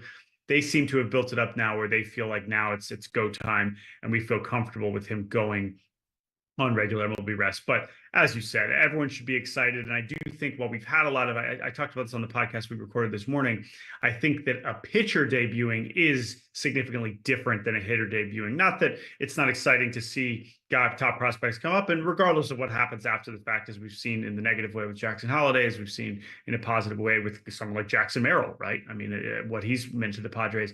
But a start and for a pitcher with this kind of stuff, to look forward to what that looks like against big leaguers and see him strike out big league hitters and not AAA guys we've never heard of, it's a big difference and it's a big jump up. And I can't wait to see what kind of adjustments he's going to be making, because he's going to have to make some. He's not going to be this. I mean, there's a chance he's going to be this dominant right away, but I would bet slightly against it. But I'm excited to see what it looks like tomorrow and then for the rest of the season. Talking with Jordan Schusterman from Cespedes Family Barbecue, and Jordan, you wrote this week about Corbin Carroll's early season struggles and now emerging from them, and the Diamondbacks have won, I think, 4 in a row, just swept the Cincinnati Reds. A lot of guys have gotten off to slow starts this year. It is possible to break out of those slow starts. Maybe you can write about Xander Bogaerts here coming up, because he is He maybe not even quite as bad of a start as Corbin Carroll. And we're trying. He looks like he's in the absolute torture chamber right now and lost his confidence. He's giving quotes like he's lost right now. And it's great for someone who's making $285 million over the next 11 years. It's pretty troubling as Padres fans seeing what's happening to Xander Bogaerts right now. Your thoughts? It's so staggering, and I do need to like dig in. I remember doing a little bit of this last year, but last year, while it was disappointing, he was not bad. No, not at all. Not at all. He was a good hitter. Great start, great finish. Other than when the wrist was bothering him, he was pretty solid all year. Right. I remember he had that stretch, and we're wondering, is that hampering the power or whatever? Played 155 games, 119 OPS plus. Great. A good player. I mean, is that the player that franchise $30 million a year? Maybe not, but that's a good player. He, again, not the problem. We take that right now, instantly, in a heartbeat. Like that would be a dream if he could get to 119 OPS. So plus. would he? Yeah. Exactly. He would too. He would absolutely love to be back, at a 790 OPS. Sounds like a dream. So yeah, I don't know. I would love to do, maybe in a couple of weeks I can come back on here and see if I can figure it out. Hopefully he's heated up by then. But I think what's so shocking about that one. And, this is different from a guy like Carroll, but there have been some examples of this with some of the hitters. I think, honestly, Bo Bichette is maybe a better comparison in terms of what's going on this year with how bad he's been. Whereas it's like, how does it go? Like, this is someone with a track record, with not just a track record of consistency, of like the same thing every year, right? Not just the high end, oh my gosh, he's one of the best players in baseball, but like you knew what you were getting, right? And that's what I think is troubling. And even the people that said this is a crazy contract, which that's fine. That's a reasonable take of the time. That was about, years 6 through 11 when he's no longer playing shortstop and no longer doing it's like, okay, well now he's already not playing shortstop and now he's also not hitting like that's what's concerning, right? No doubt. So is he doomed? No, but it's weird. I haven't watched him close enough to say definitively, but it is definitely one that I'm going to have to start looking at closer because again, like a lot of these other guys, like Tatis having an awesome year, Manny, I think we'll see as he starts kind of getting more fully healthy. I think we're a little bit more encouraged there. You've gotten incredible production from, of course, Profar and guys like Cronenworth. So there is still a lot going pretty well in this offense, and Bogaerts is now the clear weak link. Which is crazy. It's crazy. If you watched him in Boston, and I know you did, I mean, just such a gap-to-gap guy. And to watch now, just kind of weak, soft contact, ass-out swings, and taking 3-1 cookies the other day against the Cubs. It's clearly in his dome, and I think that's the hardest part. Like, if it was his wrist, it's okay, well, we'll get the shot, and we'll rest, and then we'll come back stronger than ever like he did last year. But when it's in somebody's dome right now and they've just forgotten and are terrified to go up to the plate, it's not great. It's just not a great feeling. Yeah, and just as you said, it's the weak contact, right? It's not like the strikeouts have ballooned. Strikeouts have been fine. A little bit less, but he's just not doing any damage. He's not chasing. It's not like he's suddenly looking lost and just like it's just like a sapped. Just everything is just like sapped, right? It's just like he's nothing. There's no juice there, and correct. That's why it's hard not to think about it as maybe still injury related, but you kind of got to trust the player. I mean, I know it doesn't really help, but he is I think the honesty from him is, I appreciate that, right? Like he knows he's going through it and he's it's not like he's necessarily hiding from it. He's not. But at some point, you got to produce, and he's someone they really need to produce. We've got the Shohei show coming to Petco Park for the first time this weekend. He has been. Is it possible he could have exceeded expectations? Possibly high expectations. I think yes. Now, I think the basic premise of, oh wow, what happens when Ohtani only focuses on hitting? He's going to become even better. Like, yeah, pretty much. that's pretty much. Do you think what has that's happened. it? I was going to ask you that has been kind of going around that. Now that he's not worried about pitching for the time being because he's recovering from the surgery, that he's really been able to finally dedicate himself to the craft of hitting, and now we're really seeing what he can do. That's insane. That's insane. Well, it's truly a product of there are only so many hours in a day, right? And if you talk to people that have been around Shohei Ohtani and have been teammates with him, it is that he is preparing physically, mentally, scouting, watching, like that. In order to do the two ways, both at once, he has to be doing that all the time. And now He really only has to do one. Right? Jordan, and so doesn't he sleep 12 hours a day or something ridiculous as well? So really, he only has 12 hours to prepare. Right? No, it's true. This. That's a great it's point. True. This is not someone waking up at the crack of dawn. Right. He's getting his sleep. But you know that when he's at the ballpark, boy, is he, getting the most out of that preparation. So I was on a text thread with my friend, and the idea was brought up. They've got the Dodgers have him for the next 10 years. That maybe like crop rotation, like every third year you let him sit fallow and not pitch like every third year just to keep reset him like some sort of, to keep your fields producing, that you have to you draw him back every couple of years. Not the worst idea. It's really not. And listen, that is, and I know if you're a Padres fan, listen, they're like, God, this is the worst. But it's like, this is the miracle of this guy, right? I mean, think about where this began with his major league career. Yeah. Everyone watched him in spring training and being like, "This is a joke. Get on the mound, dude. We don't want to watch you try and hit anymore." He can't hit. And now I'm like, maybe you should just relieve. Like the Dodgers are gonna have plenty of pitchers. Can we just watch you hit 60 home runs? Because that's pretty fun. I'm enjoying this. We're not at all. But Elisa did with the line of the day in the chat. She said, "Well, we know he doesn't waste any time looking at his finances." So that's one thing he's not focused on, his bank account. It's that's a fact. It's a great joke and a factual statement. So I have no notes there. You're the best, dude. Thanks so much for popping on. Have a great weekend, and tell Jake we said hi. And can't wait to see find him on the roads of upstate New York. Yeah. Don't even bother. Hopefully he's there at Skiing State tomorrow. I don't know how he's getting there, but probably we'll see. Thank you guys. Always fun. Thank you, Thanks, brother. Jordan. Jordan Schusterman, Cespedes Family Barbecue. Their weekly appearances brought to you by our friends at Grand Ole Barbecue, Flint Springs, North Park, and at the ballpark. I may enjoy some tonight, actually, if the line isn't too long. You always have to battle. You have to plan when you go to the ballpark early, and especially for Grand Ole. I get there and I get it before I take the kids to Gallagher and I eat my pulled pork sandwich as they play. I did Spiro's last week. It was really good. But I need to rotate around and hit them all, obviously. So, thanks to Jordan Schusterman. All right, we'll come back. It is Mother's Day coming up this Sunday. Yes. So, want to get some Mother's Day wishes out there to all of our family members. And then we've got a Rondo Report and Mike Shildt at the top of the hour on a Friar Friday with the Manager's Report. All ahead with Ben and Woods after traffic here on 97.3 The Fan.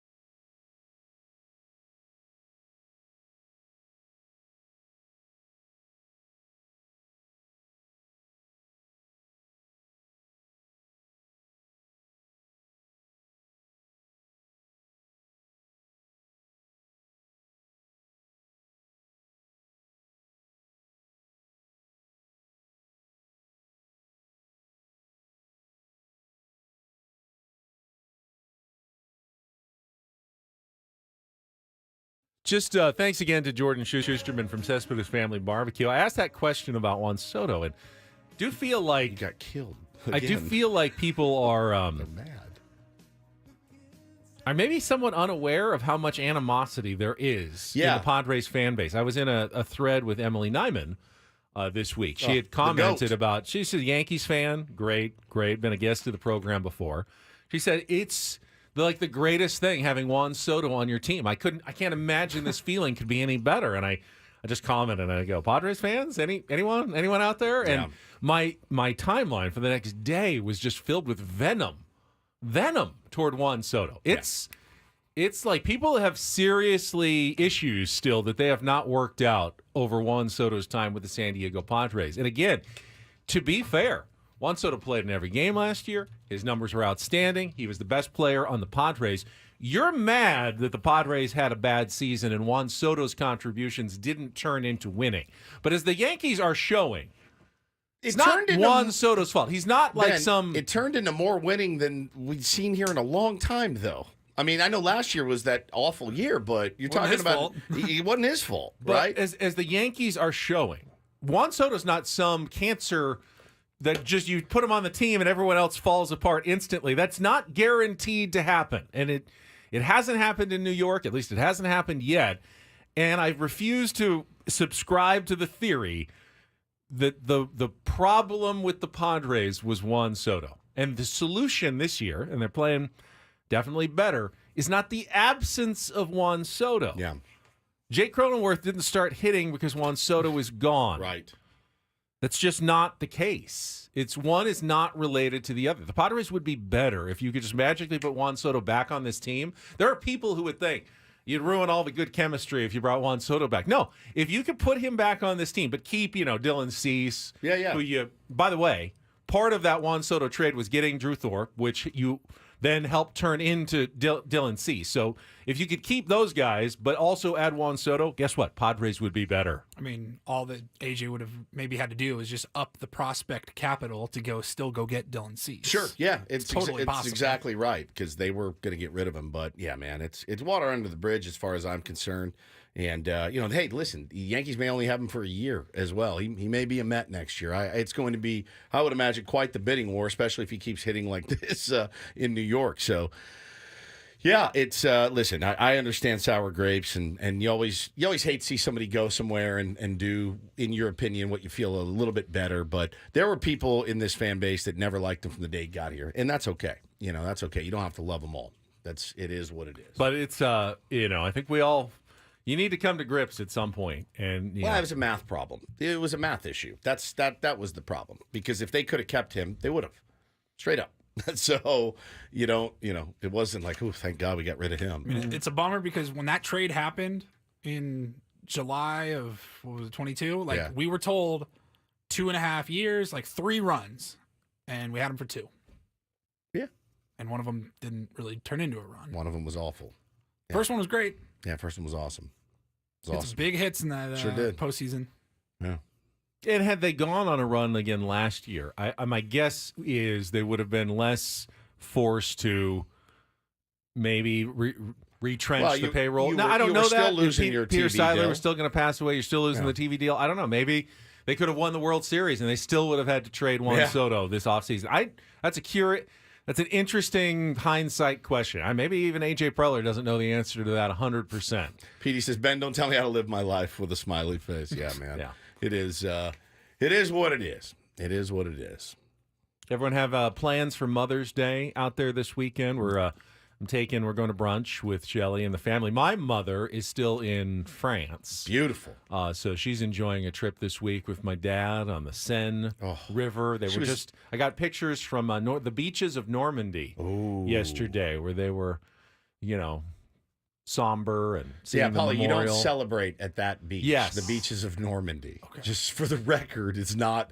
You're not there popping bottles. No. At Normandy. No. It's a Good memorial. Perpetual Memorial Day when you're at the Omaha Beach. If you ever do make it over there, just remember, keep your shirt on. Party. Keep your shirt on. Tell Megan to keep her top on. It's not a nude cruise of the beaches of Normandy. Sorry, no. Yeah, we're doing brunch and then going to my mother-in-law's to swim, which again, I told you, going to be very uncomfortable taking my shirt off. I need a jersey, a Carl Anthony Clothing Towns optional. jersey. No, I'm going to wear my shorts, but I'm just going to get in the water and stay up to my neck. I'm so oversized T-shirt.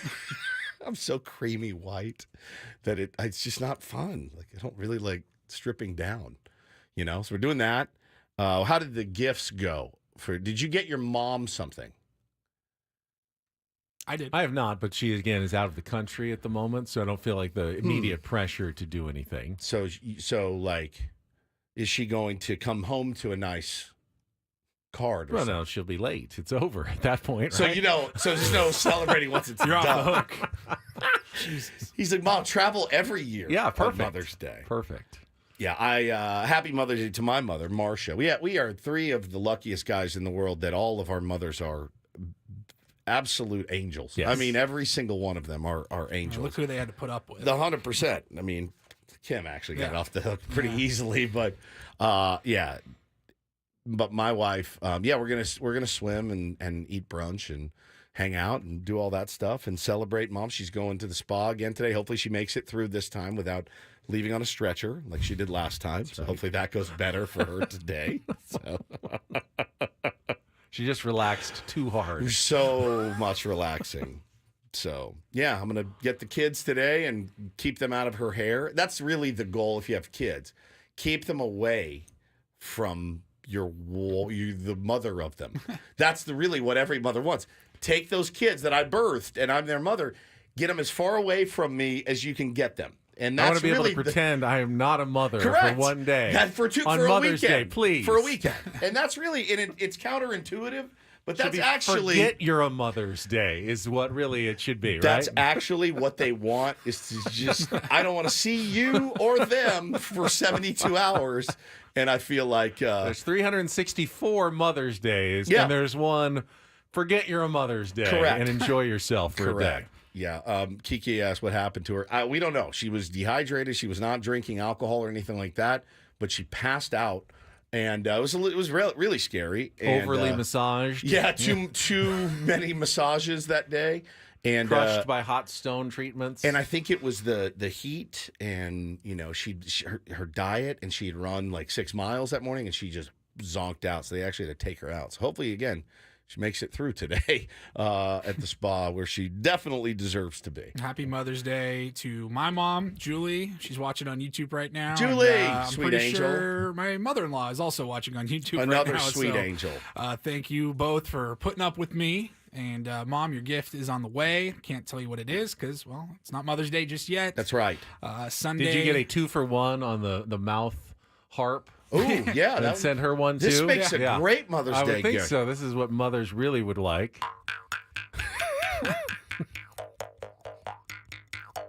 No? God, you're getting good at that. Yeah. No, I Really did not good. get a 2-for-1 on the harp. And then, Sunday we're going to get breakfast with my mother-in-law, and then we're taking her to her favorite place, the casino. Love it. Go walk around, play some slots, So hang out. we're and a shout out too to my mother-in-law Susie, who is awesome. She's just awesome. The best mother-in-law you could ask for. Hopefully she's listening this morning too. But yeah, we are going to invade your home on Sunday and swim, and my kids are going to tear it in half as they always do. So we love all of the moms out there. We know how hard you work. We really appreciate you, and you guys are incredible. Thank you. All right, we got Mike Shildt coming up in 30 minutes. Do not go anywhere on a Friar Friday. First up, though, Paulie going to give us some headlines on the Reindl Report. That is next with Ben Woods on San Diego's #1 sports station, 97.3 The Fan.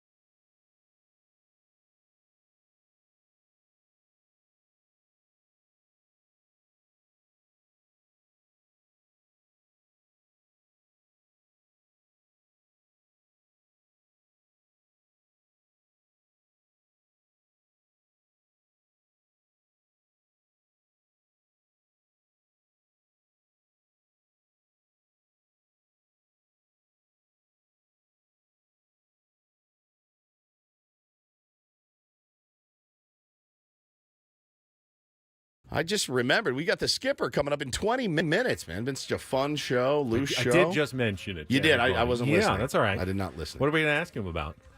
Get some questions prepared. I got to go to my. How are they his thoughts on the trade?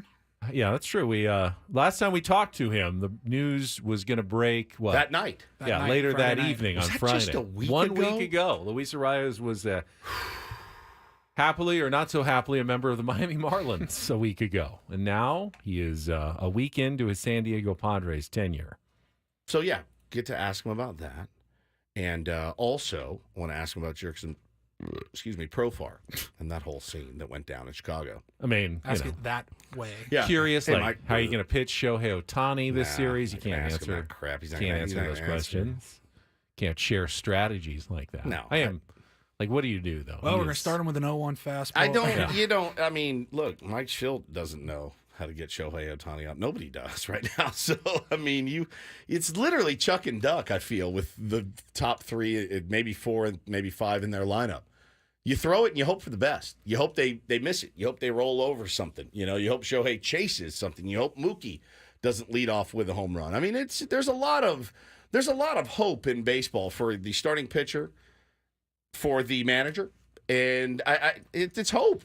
Like, I hope Michael King comes out tonight and is able to locate, and something's moving really well for him, and he's disguising the ball very well. We've seen it a few of his starts. 100%. Yeah. But at the end of the day, you can be the most prepared in the world, and you can have the exact plan of how to attack the Dodgers lineup, and Mookie gets a double, and Freddie hits a double, and you're like, plan's out the window. I'm going to. And you didn't necessarily make a mistake. 100%. They hit non-mistakes as well. 100%. And so can we. So can we. So I really do think there's just a lot of hope in it. Pitch my game, and if they get me, they get me. And I think that's the attitude you have to have, especially against a lineup like that. All right, we're going to check traffic. Paulie's got some headlines on the other side with the Reindl Report. Don't go anywhere. It's Ben and Woods on 97.3 The Fan. From the 97.3 The Fan Traffic Center, here's Kelly Danick. Traffic is sponsored by Tough Turtle Turf. Transform your lawn with toughturtleturf.com. Couple of problems here. South on 163 before Washington Street, two-vehicle accident. Also in the North County, two-vehicle accident westbound 56 before Carmel Valley Road, not showing if lanes are blocked. I'm Kelly Danick with Ben and Woods, San Diego's #1 sports station, 97.3 The Fan. Tough Turtle Turf is your go-to for all your landscaping needs. Transform your lawn with our lush, low-maintenance proprietary artificial turf. And add style and functionality with our durable pavers and stepping stones. And so much more. Transform your lawn with Tough Turtle Turf at toughturtleturf.com. And get things started here with our today's edition of the Reindl Report. Now tuned into the greatest. Welcome to the Reindl Report with Paul Reindl. Hi, Paul. All right. Two stories from the world of sports that we haven't gotten to yet. We'll start off in Major League Baseball. And one story that you didn't know you needed. Are you laughing, biatch? It's the Reindl Report Hey, Paul, how you doing? Okay, how are you? on 97.3 The Fan. Are you ready to bless the mood? I need some help, please. That was good. Can I get a yeah? Oh, yeah. All right. Happy Friday, everybody. Happy Friday, Happy Paulie. Friday. It is the Reindl Report, brought to you by the Frozen Ropes Summer Baseball League. The Yeah, Frozen buddy. Ropes is now registering ball players age 6 through 12. Go to San Diego FrozenRopes.com for more information. Got Bo all signed up yesterday. Yes. Super stoked. Love man. it. Super stoked. All right, gentlemen, let's start out. How about we have not talked a ton about the Stanley Cup playoffs, but in the NHL last night, 2 games, the Dallas Stars here in Dallas beat the my Avalanche Dallas Stars, yes. 5-3. That Yep. series is tied, second round of the Western Conference. And then over on the East, this game went to overtime, but the Rangers did win 3-2 over the Hurricanes. And They gave up the late goal to force overtime. One of Right. those usual, they're on the road, you're going to lose that kind of game. Yeah. But they came back and won it anyway. Now, if you haven't been following very closely, they lead 3-0 in that series. The New York Rangers do. They haven't lost yet in the playoffs. They are 7-0, looking to close out the Hurricanes. I believe they play tomorrow night. Yeah. Is the next Yeah. one? So I saw an amazing stat that I did not realize. That any team that has started the Stanley Cup playoffs 7-0, so sweep and then 3 more wins, they have all gone on to win the Stanley Cup. Every single one of them that has started 7-0. has gone on to win the Cup. But there's also the jinx, the President's Trophy jinx. The team that has the best regular season record wins the President's Trophy, and they never win the Stanley Cup. And the Rangers were the President's Trophy winners. So they've got the opposing stats now going for and against them. Which one will prevail? I don't know. I mean, one of them has to end up being wrong, though. Well, it's not that no one that's won the President's Cup. They have. It's just been a long time. It's just been a long time and rare. But no one has ever not won the Stanley Cup after starting 7-0. What a fun time! I mean, that's really cool. New York sports fans have been in a kind of a torture chamber for a while. I mean, even the Yankees had been 15 years since they've been really good. Mets have been in a blender. Knicks were terrible for a while. Their hockey teams have been bad. Now you got the Knicks in an entertaining postseason, and they're playing really well. The Rangers are playing well. Everyone's delighted about Juan Soto and the Yankees at the moment. It's a good time again to be a New York sports fan. Yeah. Even the Mets are 500. Yeah. All right, we'll move on to the NBA. We briefly discussed the NBA playoffs already. In case you missed it, the Cavaliers absolutely wiped the floor with the Celtics last night, 118-94. The Mavericks tied their series up with the Thunder, 119-110, beating Oklahoma City yesterday. But in the NBA, we talked about Patrick Beverley earlier this week. He was on Don't Do This for firing a basketball at fans in the second row there, and then they tossed the ball back at him. He threw it even harder and hit a woman in the head. It was not good. I saw they opened a police investigation into that. They did. Yeah. I mean, it's not much to investigate. It's right there on... Very clear. Right there on video. Hit her hard. Yeah. And obviously a suspension was coming, and that was announced yesterday. Patrick Beverley will be suspended for 4 games without pay to start next season. And I think he's a free agent, so... whatever team signs him, you will not have him for the first 4 games. Not the greatest selling point for his agent at the moment, for sure. No. You're going to get him for 78 of the 82. And we're also going to need to load manage a little bit. So enjoy it for about 69 games next year, max. If you're going to watch any basketball tonight, we do have a ESPN doubleheader, 4 o'clock. Pacers hosting the Knicks. New York has a 2-0 series lead in that one. And then the Timberwolves will host the Nuggets. Minnesota has a 2-0 series lead. They took 2 in Denver, so now they got the series back home. Absolute must-win for the Nuggets if they want to keep their championship hopes alive. You go down 3-0, MVP Jokic. and you've already lost 2 at home. There's no coming back from that. Nope. So. And then finally, my story just went away. Let me pull it right back up.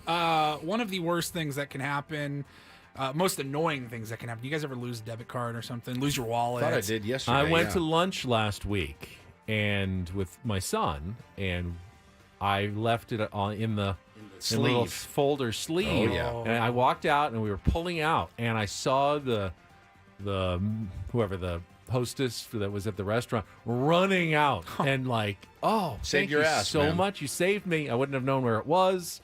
Would have had to go back later, and that was a really nice maneuver. Dude, in today's day and age, with everything connected to Apple Pay or whatever, electronic payments, you lose your debit card or credit card or whatever, you have to resubscribe to everything, update your payment information on everything. It's horrible. And I got a story here from a woman in North Carolina named Rhonda.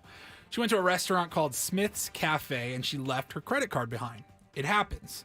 She realized it. She went back to pick it up, and there was a big problem. One of the employees at the cafe spotted the card and wanted to help retrieve, get it back to its owner. So in an effort to find Rhonda, the employee took pictures of the front and back of the card, posted it on a Facebook group for their small town. They did not edit the photo at all. They didn't censor or block out anything. All of the information was clearly visible. And they were trying to do something nice. The post says, "Hey guys, Mrs. Rhonda Deaver, you left your card here at the store. If you know her, let her know that we have it. Yeah, we would love to make sure it's returned." Is this you? Is this your number? Is this your 3-digit security code? It even wrote in the post on Facebook, "We've placed it in a secure location." Well, not really. Not really. It's actually the least secure location. If you had just thrown it in a drawer and I would have remembered, and I could have come back and checked, That would have been better. It doesn't say how long the post was up, but it was long enough that people started using her credit card, and there were over $2,000 in charges. She had to close the bank account immediately. Most of the I think all of the charges were declined. She's got to go through that whole process of fraud and getting the money back, and then got to get a new card. Getting a new card is God, the biggest nightmare. It's the worst. They always make it sound so simple. I see a charge I don't recognize on my account, Sure. or they call you and they go, "Did you just charge $278 at a Walmart in New Orleans, Louisiana?" And I go, "Wasn't me." I hate it when I did not do that. Okay, no worries. You're not responsible for that, sir. We're going to cancel the card and we're going to send you out a new one. You should have it in the next 17 to 20 business days, which is, of course, like it's a month. Do you guys usually call your bank before you go out of town? Like, let them know, hey, I can do it on my app training. now. Sometimes they can say like travel advisory. Because I'll get calls like, hey, are you in Las Vegas? Because there was a big charge. I'm like, yeah, that's me. It's all good. It's okay. Yeah, the thing I don't like is when they immediately reject the order. Like if you're in Vegas or something and you swipe for dinner and then they your card was rejected. Like, you go to your phone, you see the notification, you're like, hang on. Yes, this was me, moron. And then you send it back and run it again. It's a terrifying feeling. I mean, dude, I even hate it. I'm looking at my card right now. Mine expires January of 26, and that means like I'm gonna have to get a new card. Like every 3 years or whatever, your card expires. You're like all the that stuff alone, that's attached to it. You still have to do the same thing as if you lost it. You're like, oh my god. Have either of you ever experienced where you went to like a restaurant for a meal, and for whatever reason at the end you were unable to pay for the meal? Like your card was declined unexpectedly and you didn't have any cash. You were unable to pay for the meal. Why would I go to dinner if I couldn't pay? Well, no, for it? you thought you were good. Oh, it was like and for some overdrawn or reason, something? Yeah, or for whatever, or just for no reason whatsoever, the card just isn't working, and you don't have any other means to pay for it. Nowadays, there's like apps and stuff. It'd be hard not to. Yeah, but you could at Apple least when Pay. we were growing up, you didn't realize. Oh, I thought I had $40 in cash, and now I only have 20. I don't have enough to cover this. That ever happened to you? Never. I don't think it's happened to me either. Now the old go wash dishes. Yeah, the old bit. TV show bit. I got to go wash dishes, man. If I could go to a nice restaurant and eat dinner, I'd wash dishes so that I didn't have for to pay. sure. For what nice restaurants cost nowadays. I love this job. This is my favorite job I've ever had. My second favorite job might have been washing dishes in a restaurant. Had the time of my life. Truly. No one bothered me. I had the music cranked. Back of the house staff. Back of the usually house. Pretty good crew. Cranked as loud as it could go. And I just mechanical. I was 17 years old or whatever. Like, it wasn't the worst gig I ever had. Now, were you just kind of rinsing them and putting them in a dishwasher? Yeah, or did you have to clean get them the completely? stuff off them, throw them in the thing, slide it in, No. and they start to pile up, and you start jamming the ram. You'd spray the ramekin, and it would splash up and hit you in the face. That was not my favorite, but Did you ever eat food off a plate? oh yeah, Really? 100%. Yeah. Uneaten food Sure from did. an unknown restaurant diner. Not unknown. Well, from the diner, yeah. Yeah, from the dining room. Not an unknown restaurant. No, but from the they could have done anything to that plate. I remember working at a restaurant and like bringing some dishes back to the I've munched dishwashing on it. area, Yeah, I and like did. guy would just pick something right off the plate and start eating. I'm like, "Bleh." Well, what do you think they're doing? They're not sprinkling pubic hair on it or something. Hey, I'm going to send this back. Let me get it. It's so gross. But don't you wonder why What they is he? didn't He doesn't eat it? rub Was his- something wrong? Was wrong with He's it? full. Yeah, most of the time, but every once in a while, it's like I didn't eat this because there was something gross about it, or there was something. It was a nice restaurant. I accidentally put sugar instead of salt on it when I was. No, it was a nice restaurant. Okay. Yeah. This is a fine dining establishment. Right. A steak or something. You're like, oh, that's good. Piece of bread. Piece of bread untouched, on the plate. You're like, oh, I'll eat that. Did you get to have it was a nice restaurant? So Yeah. did you get family meal you beforehand? get the discount. You get those shift meal and most importantly, illegal shift cocktails and all of that. And there's girls there. It was not the worst gig of my life. I didn't make a lot of money. What was this place called? Cafe di Roma. Cafe di Roma. Italian or? Di Roma, yes. Cafe di Roma. Mm-hmm. Fine dining. I eventually worked my way up to waiter where I did not know what I was doing. Dropped trays and pushed corks down in very expensive bottles of wine. That was not my favorite. Oh, the worst. All right, we got the manager, Mike Shildt, joining us next on a Friar Friday. The manager's report. The Dodgers are in town. Should be a good conversation. Do not go anywhere. One more hour of Ben and Woods left. I know exactly where to start. On 97.3 The Fan. With the Good. skipper.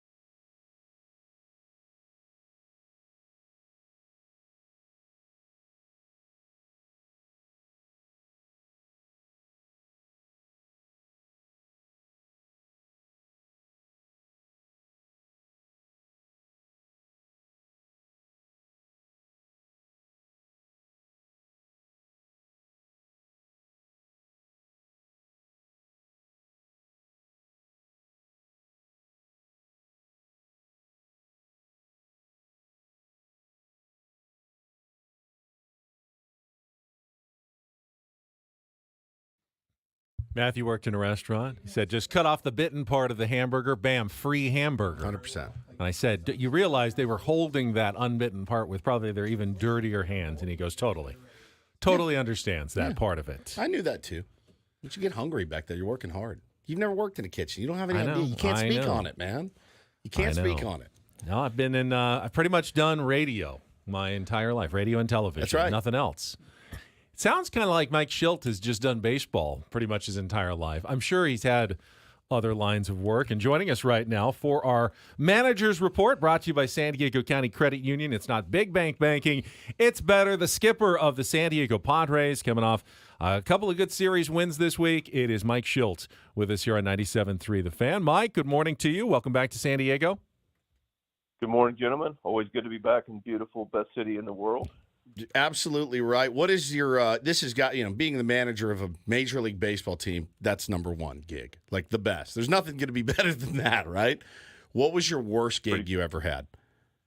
Ooh, worst one. A couple different winters over Christmas break. I've been a worker my whole life, so I've had a lot of odd jobs and so forth. But probably the more challenging one was I would go split wood for Sonny's barbecue.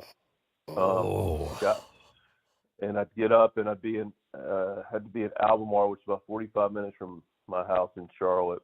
And it was brutally cold in December. And, they'd drop off these huge, logs of, trees. And the guy that ran it would, he'd cut it with a chainsaw, he'd roll it over and I had to pick it up and I'd use the wood splitter. And, it was 28 degrees and dark when we started, and we did the loads to Sonny's barbecue, 2 or 3 different loads, and I don't know, I got like $15 in cash an hour and a barbecue sandwich. That's unreal. My takeaway here for the Dodgers tonight is that our manager knows how to use an axe and split wood, man, in the cold, bro. Like that is. Be careful tonight. That's a crap job. There's no, and I bet you Sonny never had enough wood either. So you're out there splitting it all day.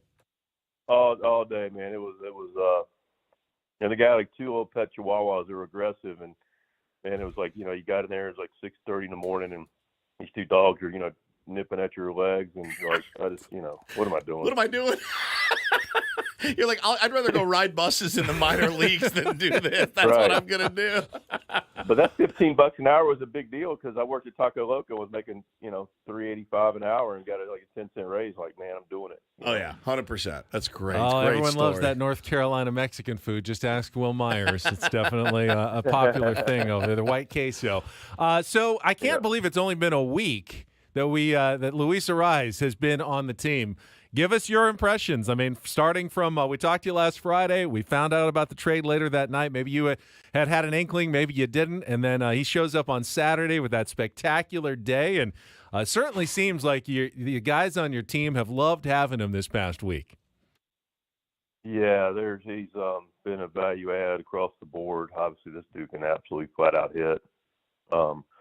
What a surgeon with the bat, and what a debut too. I mean, just put on an absolute clinic, and he's going to elevate us clearly at the top of our order. Quality of bats, being able to get on base.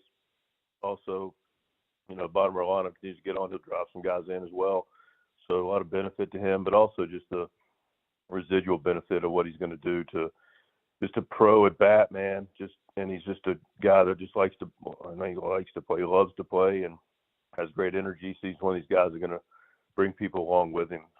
And so there's just a lot to like about Luis. How's David Macias's chest right now? Because he's been getting worn out, man. The first game too, I was like, that was karate chop right to the pecs. Now my chest would have caved in, Ben's chest would have caved in, but Macias is a pretty tough dude. Macias, tough dude, works out. Still a younger guy. Played, rearview mirror's not too far away from his playing career. Yeah. Athletic young guy, so he'll be all right. We might get him a chest protector, but he'll be fine. Joined by the skipper, Mike Shildt, here on Ben and Woods this morning. You know, we kicked it around earlier in the week, well, because we didn't really have anything else to talk about. You know, we thought to ourselves, I do wonder if organizations have ever been tempted to use a guy like Luis Arraez in a different spot than the top of the order. Obviously, you love a table setter, certainly. You love, you know, Toddy coming up with the guy on base, maybe first, maybe second. But has there ever been, you know, have you guys kicked around the notion of, I mean, if he hits in the 3-hole, we could have 2 guys on base because the guys above him are pretty good too, and he could drive in some runs. Is that something you'd ever consider, you know, tinkering with? No, I never think about the lineup. No, never. I have no idea what you idiot. Yeah. All right. Well, that's the I'm answer. just messing with you guys. Yeah. I mean, you know what? It's a great question. It really is. It's a great question and good debate. And something I've thought about and there's been discussion about. You know, I alluded to it a moment ago. I like where he's at now for a couple of reasons. One, he's done it historically and done it very, very well. Doesn't mean he clearly can't do it in another area. 2, we have had production from the bottom of our lineup. Yeah. I mean, you know, and so I do feel like, and he's already done it, he's got the ability to drive in runs based on the guys at the bottom. And then you look up and, you know, our big boys are there to drive in runs. And if you got a guy that's going to be on base a lot, I see the value in that as well. You know, we'll see what it looks like. We'll play with it. And if we think we got to adjust it, you know, we won't, you know, shy away from doing that. But I also really like where the guys are with Toddy. And I mean, you're following him with Toddy, Crony, who's obviously in a great place. Yep. And Manny and Pro and Bogey. So it's pretty good guys behind him that, you know, can drive him in. But yeah, it's a reasonable question and something we have thought about. I've thought about. Yeah, you know, and Arraez and Solano, you've got more depth now. And in some ways, though, making your job a little tougher because early in the season, actually pretty simple. Manny's DHing, got to put someone at third. They're going to be near the bottom of the order. There's only a little bit of tinkering you could do. Now, with Manny back at third and more depth and more options and, yeah, to choosing which guys are going to DH and get off their feet each day, it actually probably is giving you more to think about every single day. How are you kind of approaching that with the new toys that you've been given? Yeah, I think it's fantastic. I mean, you'd way rather have too many options like, oh man, what am I going to do than going, how am I going to do it? You know? So it's just a balancing act. I mean, you know, we've got our lineup will run out today. Manny will be at third and, you know, they got a righty going and, so it'll be a little bit contingent upon, you know, the pitching and, you know, who we're facing and best matchups. And then it'll be about, you know, getting guys off their feet. You know, we just had a day off yesterday, so it's not as big a factor for this series. But, you know, moving forward, how we can give a guy a blow with using the DH as a spot as well. So it'll be fluid. All right, I'm going to do just a tiny little bit of nitpicking since I mentioned this on the air, and you always say, hey, just give me a chance to respond to it. So we had a discussion about the late game defensive switches. Specifically, you know, Jurickson's been coming out for Jose Azocar, had the game against the Cubs where Jackson went into his spot and ended up coming up, and I'm going, oh, I wish Jurickson was still in there. He's so hot right now. How do you the decision making? Obviously, defensive, when you've got a lead, you want good defense in there. I totally get that. But are there situations when you know, hey, we got a 1-run lead? It's not going to be held every single time. Do you want to keep your offensive players in there just in case in some of those closer games? Man, what a great question. I'm glad you asked it.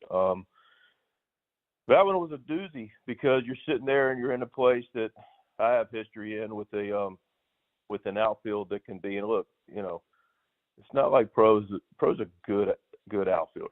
He's a solid outfielder. So let's start there. Sugar with Jackson and Toddy may be the best outfield, or at least one of them in baseball defensively. And Sugar's metrics, which is something that you follow, that, you know, allows you to understand the quality of what we're getting out there, is top of the charts in the league. So, and you know, Wrigley's got a lot of different, you know, wind variables. It wasn't blowing too bad that night, but it was, you know, I mean, half their left fielder who plays at home was, you know, having some, not issues, but he wasn't catching it. You know, he wasn't in control of it the whole way. So that's a factor. The next factor is we do have the lead. and I am going to get the best defense out there. It's not absolutely blindly. I knew that spot was coming up fifth the next inning. There's no guarantee we're going to get there. It's probably less than 50% that you're going to get there. And you have 2 innings of defense with Sugar in a tougher environment defensively. Plus, with Yuki going in, he's a little bit more of a fly ball pitcher, as is Suarez. Although Suarez, is clearly getting a lot of punch out. Yeah. So that was the factor. Plus, I know they're not going to run out. They got one lefty in the bullpen, Lovelady. They're not running them out in that part of the order to go grab Jackson. And, oh, by the way, I'm getting a Jackson Merrill to hit against a righty, which is pretty good too. Yep. So I knew I'd still get a quality at bat if that spot came back up, but I would have had a harder time looking at myself in the mirror if something would have fell down the line or something in front that we might have had a defensive advantage. And but of course, hey, that's why we play the games. They don't always work out, but that was the logic. See, I think I'm savvy looking like 1 step, 2 steps ahead maybe, but Mike's already looking like 7 steps beyond that as to what could happen, and that's why he's the manager of the team, and I'm sitting here in front of a microphone. That's exactly right, Benjamin. Joined by the skipper, Mike Shildt, and we've talked to you. We've talked to you a few times this season about Xander Bogaerts, and I feel for him, because he's a guy that will stand there, Mike, and tell you straight up, I'm not good right now, man, and you read the quotes, and it pains you as a human being and that wants him to go out and do well. And I know nobody's taken this harder than him. As a manager, he's watching film. He's trying to get better. And when he himself says, I don't know. I don't know what's happening. I mean, we watched a game against the Cubbies the other day, and, he takes a 3-1 pitch down the middle, and I go, oh, man, this is totally in his dome right now. How hard is that part of your job of trying to go over to Xander and say, bro, we got you. Like, just kind of reset. And how hard is it for guys to actually reset and find their way? Well, it's harder for them to reset and find their way, especially guys like Bogey, who cared so darn much, and wanted so badly, not only for himself but for the organization, his teammates. I mean, this is a guy that does want that 3rd ring for this group. So that's the other flip side of it. Does have 2 rings and has had, and the comforting part. Look, we love on him. I love on him. His teammates love on him. The staff loves on him. He knows he's supported. And in talking to him, he's like, man, this thing it's been worse, and so you got a reference point to know that this guy has gone through something similar. Look, if you're going to play 10+ years in the big leagues every day, if you don't think you're going to have stretches where it's just not very good at this level, I mean, you're kidding yourself. But think about this. Think about how many people have those stretches but never get out of them and are up and down guys or don't come back, don't recover from the stretches. But that's why guys that have 10+ years of experience you can count on, because that's really the separator of what they've been able to do, how they made adjustments, how they've been able to get out of funks, how they've been able to still contribute to their team in other areas. Bogey's, obviously, admittingly, frustrated and struggling and super transparent. But, we love him, support him. And, the fact of the matter is we've given him a little bit of break. But we trust him to be able to play out of it. But he has contributed. It's not like this guy's not gotten hits, hadn't done anything on the road. He got some big hits and some good at-bats for us to help us win that road trip. So it's not like he's not contributing anything. It's just relative to what his expectations are, and of course others. But all we can do is deal with our own. Yeah, and so somebody made the point in the chat. I mean, there's some really good hitters at the big league level, not off to the best starts. 40 games into the season, right? And big names. High money names as well. And obviously we're all pulling for Bogey. We feel like we need him to go to the next level. And once you get kind of everybody firing on all cylinders, Skip, I know that you see the potential of what this team could be. And I said it this week. I'll stand by it. for a 20-20 team, it's really been a pretty good product, man, and to watch every day. And it's been a fun brand of baseball that you've got the guys playing right now. You got a tough series this weekend against the Dodgers. I don't know that Tyler Glass now is the prescription for getting a guy back on track, but stranger things have happened in this game.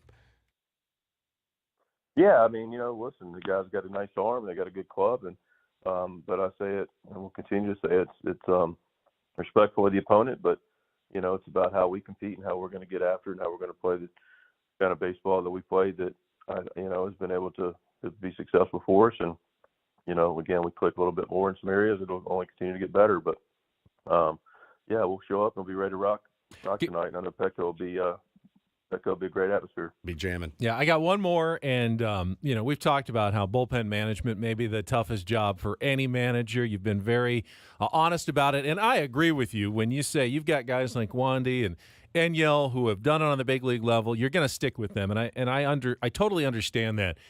There's been a lot of times where you've aggressively managed, where you bring a guy in, Enyel especially lately, get the final out of an inning, and then he sits and then comes back in the next inning. Is that ever a concern in terms of the performance? I know it could just be a random small sample size thing where, the trouble has come in that second inning, but do you worry about getting a reliever up, bringing him in, then having him sit, then come back out, for other outs when a lot of guys are used to just pitching one full inning and then that's it for their night? I wish people really knew what I knew. Yes, yeah. And you know what I really wish? I mean, I'll answer your question, but and it's really not a wish. It's fine. It's probably the thing that not everyone, people mostly think when they question. Which again, I'm okay with the question, but it's the reality and the PlayStation version of managing a bullpen. Yeah. Guys aren't available every day. I hate to break it to you. And when you watch a game and you go, he had to send him back out. Why'd he do it? There's an understanding that, at least for me, that I know that who may or may not be available in the bullpen relative to the last 2 to 3 days. So people go, he sent him back out. First of all, sending the guy back out after one pitch. That's what I said. Come on. Is not overly, it's not overly aggressive. Well, you're a monster for that. I mean, you and your overworking that's ridiculous. Guy throws a pitch and you got 2 more relievers available, and one you want to absolutely stay away from, and one you don't want to work 3 days in a row. Yeah, he needs to go back out because that's what you have.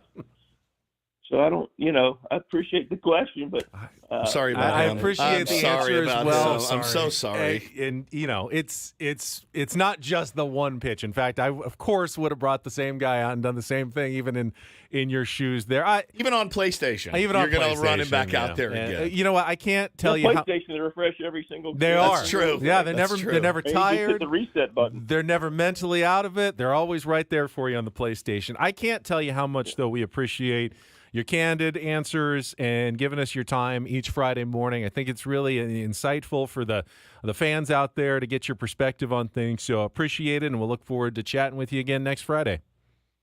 All right, sounds great. Thanks so much. Good luck against the Dodgers. Mike Shildt, the manager, a manager's report brought to you by San Diego County Credit Union.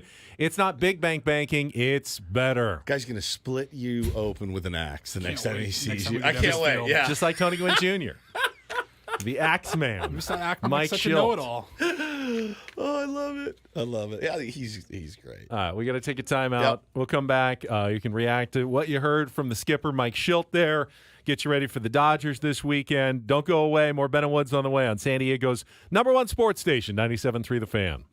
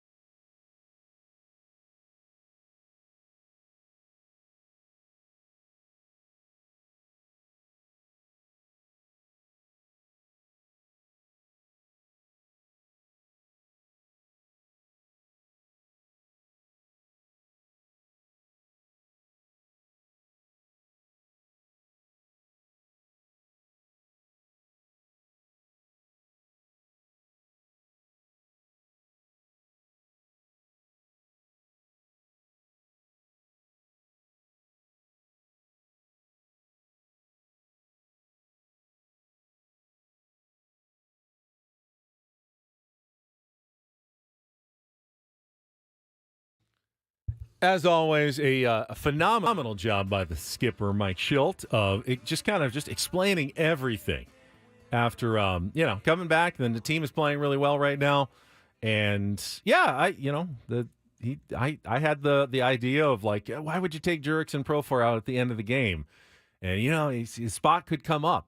The way he explained, okay, I know he's coming up fifth the next inning. May not get there. Which he may not get there, which is absolutely true. And Wrigley Field and the tricky winds out there and just putting your best outfield, it's a one-run lead. So I know I'm taking a risk there, but then I know who's, available out of their bullpen who might be coming in that situation that was going to try to, turn Jurickson around. I know the matchups and the numbers. I think as fans, we don't sometimes realize how expert of a level that they get to when it comes to major league managers and general managers and trying to set their teams up for success. And while we may disagree with some of the decisions, and that's okay, that's part of being a fan, I think the one thing you have to trust is that they are trying to make the best decision possible based on the information that they have and an imperfect science in every single game. But trust Mike Shildt that there is a reason behind these decisions. He's not simply haphazardly by the seat of his pants making some guesses and hoping. He's got real rationale behind those decisions, and I just find that really impressive every time we talk to him.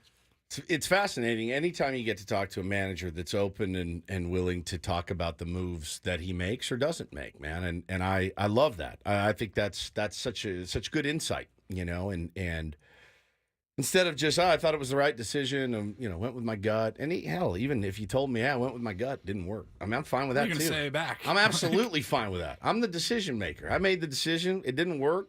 Suck it. I mean, what do you want? That's pretty much it. We all have that in our lives. We make decisions. Sometimes they're right. Sometimes they're wrong. I just thought that was really cool. He's a refreshing dude. Man. Yeah, Calvin and Chet says, I don't agree with taking out Profar, but I respect that answer. 100%. How could you not? 100%. When he explains it in such detail for everybody out there, for us and for the Tier 1. So really good stuff, and they're playing good baseball. It is a weird gig, man. We've played that scenario before of like anything you do for a living, whatever it is that you do. Imagine walking out the door after your shift is done, and there's somebody there with a microphone going, "Why'd you do that?" Well, listen, I've been a plumber for 20 years. I've seen this problem before. I went with this. It didn't work. Thing blew up in my face. I got covered in water and pee-pee right now. So, but I've got 20 years doing this. What do? You're a plumber reporter? All right. That makes sense. I know you like to play plumbing on your PlayStation. Super fun to do a simulator. But I've been out there in the real world doing this. It is such a weird job, the job of a coach. Really. I mean, the game's over. You won, you lost, whatever. And you got to walk out and go, yeah, this is why I did it. And this is why. Thank you. I love that part of it, though. I like trying to get the understanding. I also like when managers get bitchy about it, too. I do. I think it's fantastic because guess who would be the bitchiest? We've seen it a couple of times right this year. And, I'd be the bitchiest manager of all time. In the post-game scrums and such. Somebody interviewed me after you wouldn't a show. be human if it didn't. Correct. If it didn't wear on you at some point. No doubt. The expectations. Woodsy, why did you do that bit there? Of that job. Because I know what I'm doing. That's why. That's why I did it. That's why we do this. Because I know what I'm doing. Any other questions? I respect the heck out of Mike Shildt. I did too. So he's great. And of course, I'm hoping that he's absolutely going to have a long, successful tenure here with the San Diego Padres for sure. I love what I've seen the first 40 games of this season so far. You know what? Somebody said Woodsy post-game interview after a Tier 1's loss. You don't want that. You know why? Because I'm probably the guy that's throwing everybody under the bus. Yes. Well, I mean, you got to make plays. Ball's hit right at you, hits you right in the glove, squeeze the thing, and let's get out of that inning. Pick up our pitchers. You wouldn't like that very much. Yeah, I would not be a good big league manager. No chance. It'd be really hard for me to be like, Ben, you're out there hitting, $110. No, I believe in Ben. I trust in Ben. He's going to figure it out. Be tough. Yeah, I agree. To not be like, Ben is terrible right now. He's terrible. I don't know where his head's at. It's clearly not on baseball. I'm thinking about the things that I like right now. He's thinking about the things he likes. He's thinking about. Zone. He's probably thinking about golf. If I'm being honest with you, Ben Higgins is batting 110 because his mind's on the golf course. He's the long week. Yeah, he's the new Jake Arrieta. We got one segment left, and then we're done for the week. The weekend, I'm going to get some rest. Going to the game tonight. Looking forward to it. Absolutely. We'll get to a preview of the weekend and things Ben likes to wrap things up as we head into Annie and Elston at 10 o'clock. Don't go anywhere. Hey, you've been here the whole time. Might as well stick around for the end with Ben and Woods on San Diego's #1 sports station, 97.3 The Fan.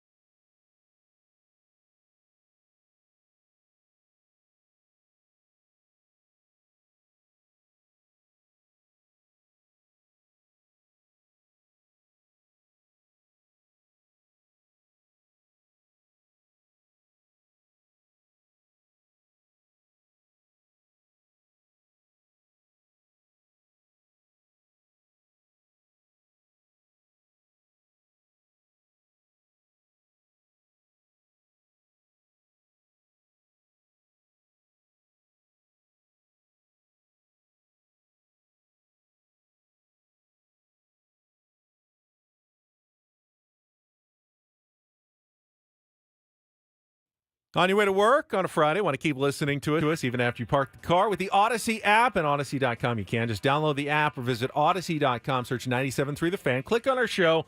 Download the Odyssey app today to get started. We're going to go through the matchups for the weekend.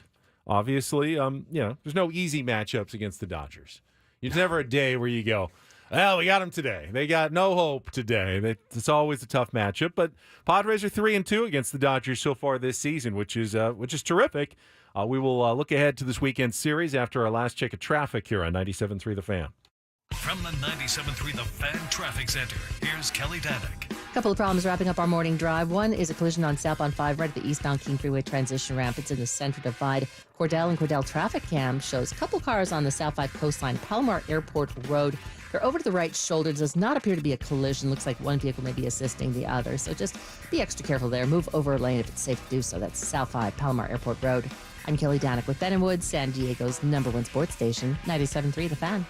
All right, Michael King on the mound tonight against Tyler Glasnow in the first game of the series. Did you know, Woods? Because I didn't until I just looked it up. Padres have won Michael King's last 4 starts. Now, that also includes an 8-7 win over the Dodgers in 11 innings. Oh, no, those are the first 4 starts. Last one was 13-1. Got plenty of offensive support, but he also pitched very well with 6 shutout innings. Going back, though, it's kind of been feast or famine for Michael King. When he's in the strike zone, when he's in the ballpark, he's been fantastic. When he's been out of the strike zone and gives up the long ball, it's been rough for Michael King. It's been the tale of 2 Michael Kings so far this season. Yes, this is a different lineup than even he faced in Korea. You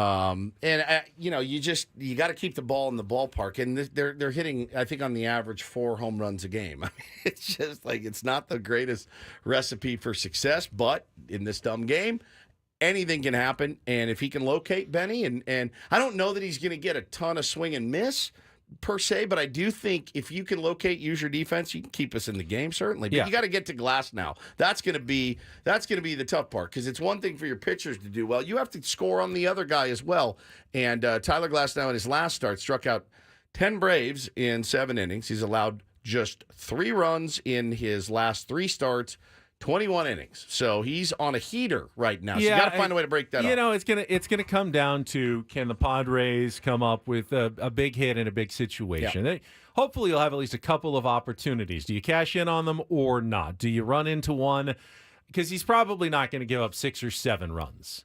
But you don't necessarily need that. If you've got Michael King and he's pitching well, and in 3 of his last 6 starts, 7 innings, no runs, 7 2/3 innings, 1 run, 6 innings, no runs. The other 3, 5 1/3, 6 runs, 3 2/3, 4 runs, 5 innings, 4 runs. If you get the good Michael King, this is going to be a terrific matchup tonight that the Padres absolutely can win. If you get the other Michael King, well, yeah, it might be a tough one against Tyler Glasnow. We saw against Shota Imanaga, who's probably been even better than Glasnow so far this year. Yep. The Padres weren't bad. They didn't score until the 8th inning, obviously, but they had some hits. They had some chances. They just didn't cash in. You're going to have to cash in on one of those opportunities against Tyler Glasnow probably to give you a chance tonight. So, Michael King, a lot of that rests on his right arm tonight in keeping the Padres in the game the way that Randy Vasquez did on Tuesday night and gave them a chance to win that game. Ultimately, they didn't win it, but the pitching gave them a chance to win. Padres will be looking for that from Michael King in Game 1 of the series tonight. Yes, Tomorrow is scheduled to be Matt Waldron against James Paxton. Paxton actually 4-0 with a 3.06 ERA. Of course he's got that Dodger thing, like stink. The stink they put on him. That's stench. The lab. Going to the lab, come out smelling fresh. The question is, can Matt Waldron now bounce back and show one of those good Matt Waldron starts we've seen? Because like Michael King, he's also been either, pretty good or he's gotten in a lot of trouble early. By the way, looking at James Paxton's numbers, his expected ERA is 6. 6! He's sitting at a 3.06. His expecting batting average is 263. Fastball velo is very mid. Average exit velo though is very mid. Right. Doesn't get any strikeouts. Walks a ton of guys. Timing's been good. Had some hard hit balls at people this year. That's what happens. That's what happens. 32 innings pitched, struck out 18. Ben. That's Saturday's game. And then Sunday, it's going to be Yu Darvish against Walker Buehler, who will make his second start in 2 years after coming off the injured list and making his debut earlier this week. Gave it, 3 runs in 4 innings or something in his first appearance. So he is certainly not peak Walker Buehler at this point. I don't know, when the Dodgers kind of expect that, but anytime a guy's been out that long, there's going to be some easing back into it. You're not going to expect him to throw 7 or 8 innings. They'd probably be thrilled if he got to 5 in his second start as they get back to him. So this is an opportunity. You're looking ahead at the end of the series with Darvish coming off 2 excellent starts, both 5 innings, no runs, building back up the arm after the trip on the injured list. Maybe you're hoping for another, 6 or 7 inning performance by Darvish. You've got that one, at least at the end of the series, going, okay, Dodgers bullpen's a little injured. Buehler's probably not going to go deep. You've got that chance on Sunday. Can you get one of these first 2 and give yourself a chance to win the series on Sunday? Yeah, that would be outstanding. I think you can. I absolutely think you can. And I said at the beginning of the week when I saw the pitching matchups, I think you can beat James Paxton. But like Craig said on the roundtable yesterday, we're only going to go as far as our starting pitching will take us. And you need big outings from Michael King, and you need with a knuckleballer. I mean, Craig talked about, they looked at the chart for where his knuckleballs go, and it's all over the place. And now you're worried about pass balls, and it's hard to corral. It's having a knuckleballer as your 5th starter is just throwing a dart at a board. I mean, you're just like, I hope the knuckleball's working today, and I hope if it is working, we can catch it. And so it's a little bit dicey in that respect. Let me ask you this: would you feel better on Saturday if they were running out a Randy Vasquez or somebody of that nature? Don't you feel like it kind of evens it out a little bit, instead of, I sure hope Matt Waldron and the knuckleball is floating and maybe he should throw it more, but if he does throw it more, there's more opportunity for guys to advance on pass balls and things like that. It just feels like a crapshoot. And I know he pitched well against the Dodgers. He did.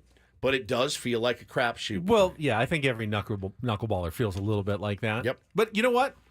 Yeah, most teams' 5th starters, even without a knuckleball, are kind of a crapshoot at the end of their rotation. If he was so good that every start he was delivering you consistently 7 innings, 1 or 2 runs, guess what?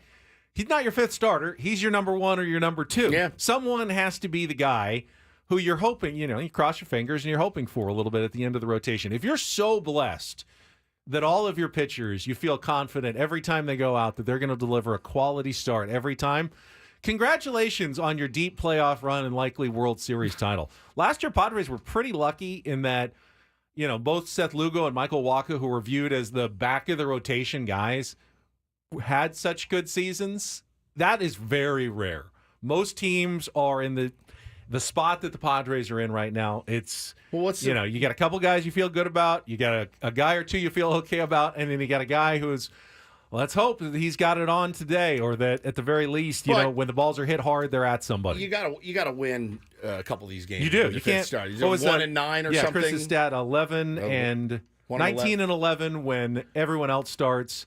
1 and 9 when it's Waldron or Vasquez, and it's not all their fault either. Right. They've had good starts and no run support when they've had the good starts. But you got to win those. But games. You can't go all season long winning 10% of your games when your 5th starter starts. You're putting too much pressure on the rest of your rotation to do that. So that's what we've got this weekend.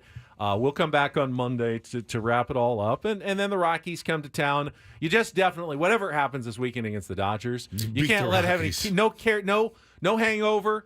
I mean, even if they swept the Dodgers, you can't just run in and just have a hangover against the Rockies. So that'll be the focus when we get to Monday. We'll break everything down when we get there. But yes, after a long week, I'm always good to hear about things that I like. Me too. To wrap things up. So let's finish with the extended remix version. I like good, juicy, sweet strawberries. I like a good marching band. I like a good thin pancake. I like a Nickelback song or two. I like a barbecue chicken pizza.